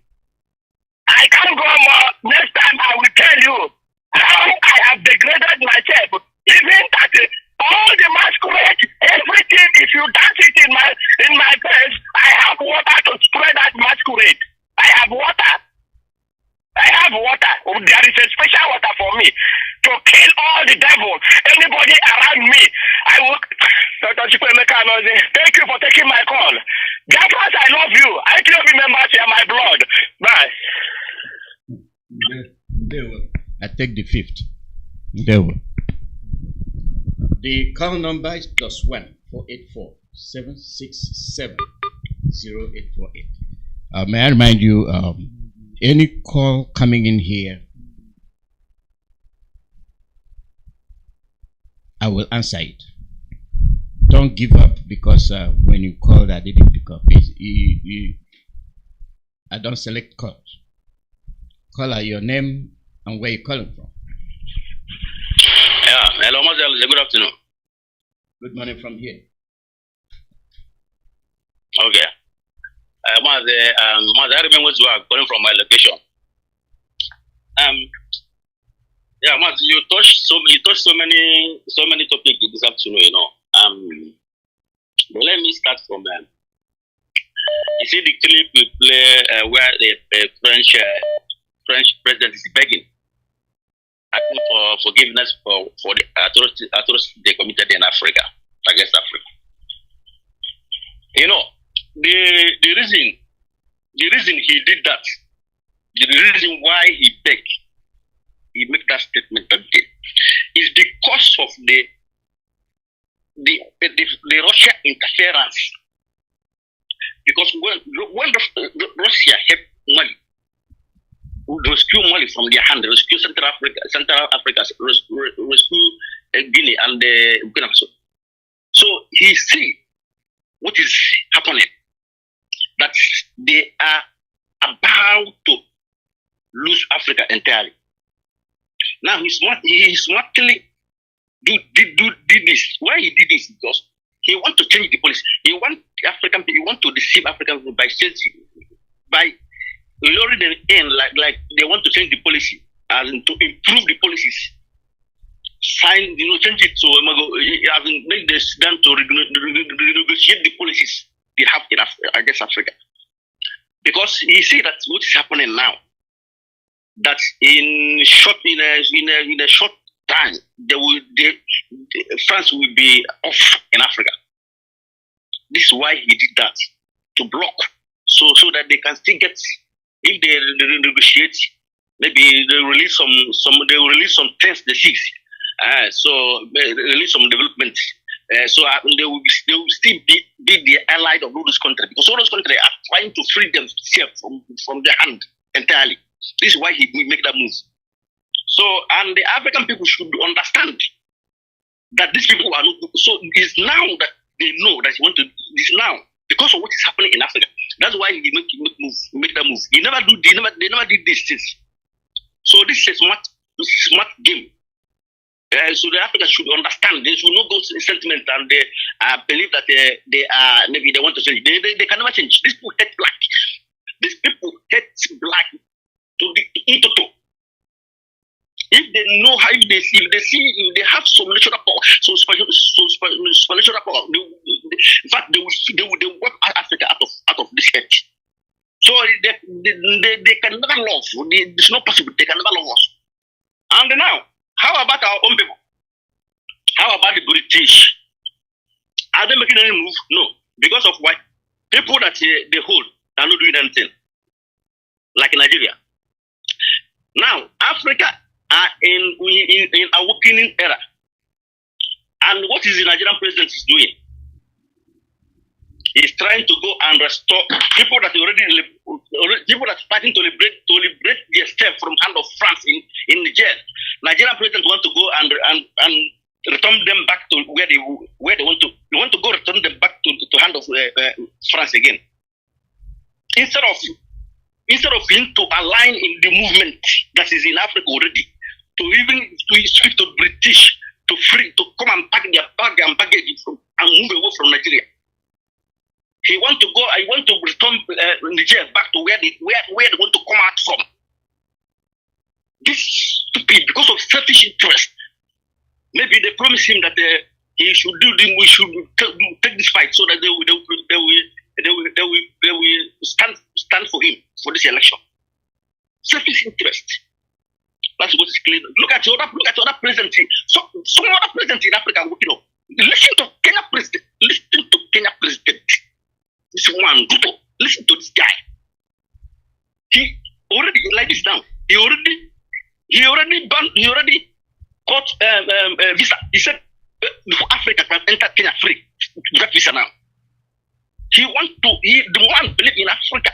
He want the West to free Africa entirely. He will speak about this new president of this new Kenya president. This guy is something else. So that South African president also, Uganda president also. I'm not talking about all this military. I'm not talking about those ones that the democratic president that is in Africa that's speaking up. Rwanda president also. And the Tinubu want to take people back anywhere. Where will Nigeria look at and put ancestor in their ass? No, it's backward. People are moving forward. Nigeria are going backward. With the no sense they put there as president. But there are something, please, allow me. There's something I want to touch again. I want to talk about our resources in Biafra land. You see this pipeline they lay from our land to everywhere in the world, both in Africa and Europe. My problem is how is it that resources are coming from Biafra land? They are not thinking about it. They're even saying that it's from another state. What is our people that lead governors in Southeast? What are they doing? What kind of education are these people? These people? How can you allow people taking your resources in your land? You are not giving anything. They are not thinking about it. They're even giving it another state. But that's all those resources is coming from our land, and we have governors there. I don't know what they are. I don't know the kind of education these people that are ruling in Igbo land. I don't understand the kind of education. What kind of education they story? All these morons who cannot speak up and defend the land that they are leading. Useless people everywhere. But we will deal with them very soon. My God bless you. Thank you. Call number +1484 767 0848. Radio Biafra USA. This is your radio. This is your voice. Don't listen to other people. You too, come up and say something. Nobody's perfect. It is different ideas that shape the policies. These people said this, these people said that, and this is where the whole thing is pointing to. That's how we move on. We are people set out to be eliminated. You know it, I know it. Our resources being depleted, and we are watching them. See, the simple thing is there. We are watching them steal our resources. I'm asking you, how are they going to treat you when they finish your resources? Now they are even giving you face, giving you little aid as they rape your resources, steal them. Call out your name and where you call them. Please, there's one quote I want to drop before I conclude. There's one quote this Burkina Faso, this small boy this Burkina Faso president, this guy that did in Burkina Faso. There's one quote the boy dropped, and I want every our people to hear this quote. That a slave, he said that a slave who does not revolt against his oppressor does not deserve mercy. A slave who does not revolt against its oppressor does not deserve mercy. I want our people to hear this. I want our people to hear this quote and think about it. A slave who does not revolt against his oppressors does not deserve mercy. Even does not deserve to live, says. Does not deserve to live. I want our people to know this quote. Put it in your mind every day. Thank you. Ndewo. This it's already in there. You prefer your oppressors to your freedom, Nigeria. You prefer your oppressors taking your resources, Nigeria. You sign contract with your oppressors to finish everything that you have in your land, Nigeria. At the end of the day, you are a giant without background, a giant without home, Nigeria. How can you sit and watch them take all your resources? If they are treating you like this now, when they take over your land, they are taking the resources and they are in your land. They have taken over your land. What will happen when you don't have a nickel, you don't have a dime, you don't have the resources? You're finished. They will mentally control you, enslave you. They will economically control you, enslave you. They will physically control you, enslave you. They will culturally destroy you. Caller, your name and where you call. Greeting from here, Mazi Alozie. I just want to contribute a bit, sir, concerning the program going on today, sir. My concern is our resources. You know, something that is going on in Niger, these resources matter. God is using the Niger people to even help we, as in to prevent these enemies from taking everything from our place. This resource, this oil matter. Because if Niger people does not say no, that this pipe is not going to cross their place, you know that this pipe, they will just connect this thread to Europe. And whose people's resources is going out?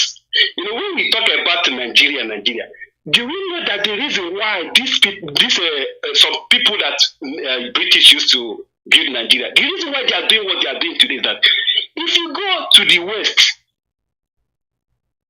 I don't think there is any resources as in crude oil, gas, or anything that is moving from the West, as in from the Yoruba land.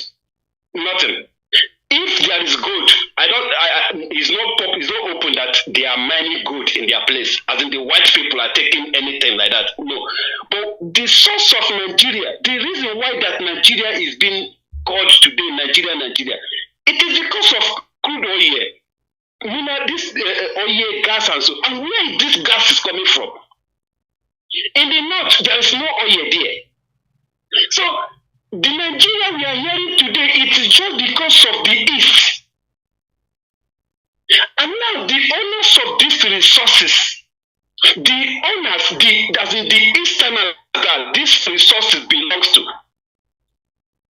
they are the most selfish and useless set of people I have seen on earth. Because if I thought that there's nothing like resource as in crude oil from the East, I don't think that this Nigeria matter that should be going on up to today. No. But the rest of the Nigerians, they just relax because they are losing nothing. Just like the Fulanis. Does Fulani lose anything in Nigeria? They lose nothing because number one, they are not indigenous in that geographical space that British brings together to build Nigeria. A Fulani man is not a citizen there. As in, they are not original from that land. They are like immigrants. And they are the people, as in taking 80 or 90% of the benefit of something that comes from this land. They get nothing to lose. And when we say Nigeria people, who are these Nigeria people that are supposed to wake up? Let's put the Fulani aside because they are the tools that the enemies, as in the colonial masters, are using to water their ground and get what they need in Nigeria. Now, the Yorubas, they are not losing anything. They are the people benefiting even more. After the Fulani, the next people are the Yorubas. And these people, nothing is moving away from their soil, as in from their land. But the main people whom God blessed abundantly with these blessings that the whole world is after, just watch the characters of those people. Watch the behaviors of these people. You see, when I talk that something is wrong in our life with the Igbos, these people that call themselves the East, there's something spiritually wrong with us. And that thing is affecting us physically to the extent that we turn the sword against ourselves. Some of us are proud of it when they are doing it. But for me, I have just said, if it is going to be possible, in as much that Igbo race is concerned, we want to preserve our dignity and we want to preserve our future for our upcoming children, and also to make our ancestors proud. But there are some few individuals, because the enemies have polarized our life, they have destroyed our power, the thing that held us together. And now everybody is behaving without anybody controlling them. From some of the elders to the young ones. And the rate that our young ones are going extreme today is annoying. Mostly on social media. You will see one when you just come outside on the camera, begin to talk nonsense. And when I look at this people, I say, God, does this person have parents? Okay, I now say maybe even their parents are even useless, because a good father or a good mother can never give birth to an idiot. And even when your child is doing something, immediately you get to know about it, you must bring this baby back. And when your baby is doing something, you'll be reasoning about what my father is going to do whenever he hears what I'm doing. But when I look, I see that there are some parents who have totally lost it all. Most especially by Sribian Alibo. That is why we keep on suffering, dying every day from all corners of the world. As in business that we are doing, we are the one paying sacrifice. We spend our time, we spend everything in our life just to do buying and selling. And the people that we are sharing this zoo with, they are burning our business, killing us, destroying everything about us. And you will still see some of our people, as in, the way they mingle with these other enemies, in-house enemies, these Yorubas and Fulanis, it will get you mad. They wait for them to speak before you that is suffering with us. In the research, we the Igbos should be the people that, and they will decide to say, hey, this Nigeria, let's end this. We are the people holding this country called Nigeria. But I ask, what is the benefit of Onibo in Nigeria? What have you benefited that you are looking and see that your race, the whole blessing that God bestowed on you is going, even your own Kolokolo? Why did you choose to do buying and selling over your inheritance as an everlasting blessing that God has given to you? Why did you choose to do what you are doing today? And why you are suffering this, it now brings out wickedness from inside of you.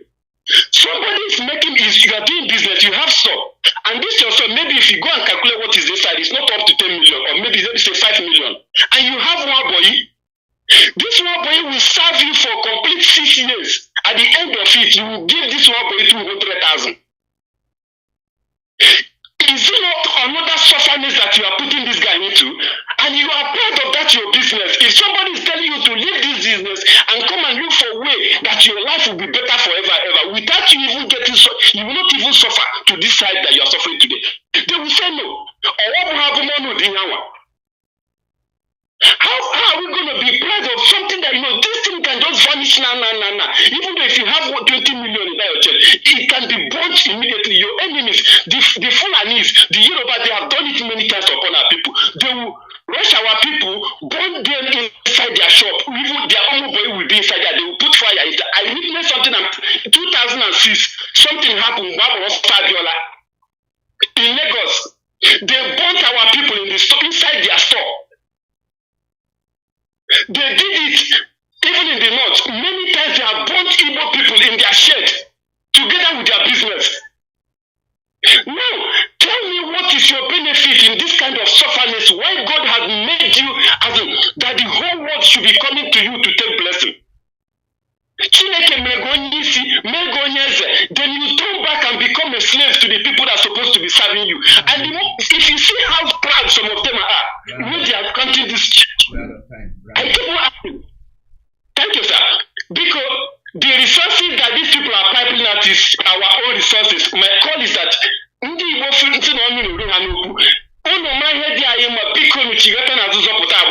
are going. Our own freedom. And let everybody speak about the freedom of Nnamdi. What is he doing there? Call your name and where you calling from. So that, in fact, Mazi Alozie, let me stop. That's I don't like to be calling every time. We have headed to the end of this program. The media people will be on tomorrow. And, Wednesday, Mazi, Kola, we are almost out of time. Please round up very quickly. Your name and where you calling from. Kola, your name and where you calling from.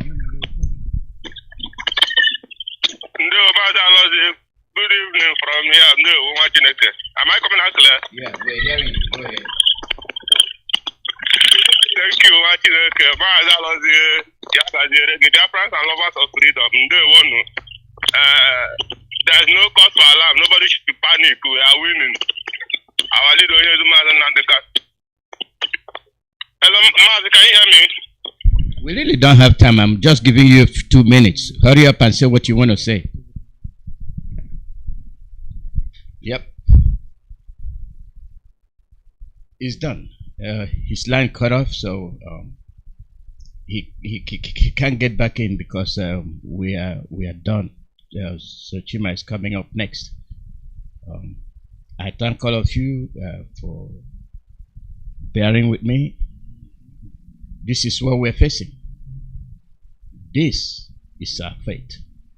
This is why Onyendu is where he is. That's the truth. That is the truth. We must save ourselves. And I thank all of you. Be on back with you tomorrow. Have a nice day. Bye-bye. South Africa is next. Truth. We must save ourselves. And I thank all of you. Be on back with you tomorrow. Have a nice day. Bye-bye. South Africa is next.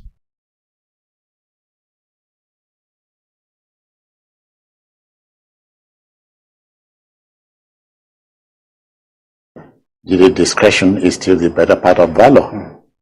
Yes, we've been on this thing for some time, and sometimes we don't even know the whole truth. We don't know when the truth is being garnished and exaggerated. We don't know. We have no access to Kanu in his detention facility to know what exactly the situation is. But what we must not allow to happen is for anything, any negative thing, including death, to happen to Kanu in detention. They must give him the best doctor to attend to him, because the judge permitted him to have access to members of his family, to have access to his doctor. So status that he wants. And he should also be allowed to eat what he wants. Because Aba complains that, oh, they rejected their food and all that, he preferred to eat something else. He's it's like prisoner of conscience. Or, as a prisoner, his own level is higher than others. Of course, the mere fact of him being taken to DSS facility, detention facility, rather than Kuje prison that he preferred, should explain to you that he is a special detainee. You know? So in that case, whatever needs to be done must be done to protect him and ensure that he's in good health while he's facing his trial. You know?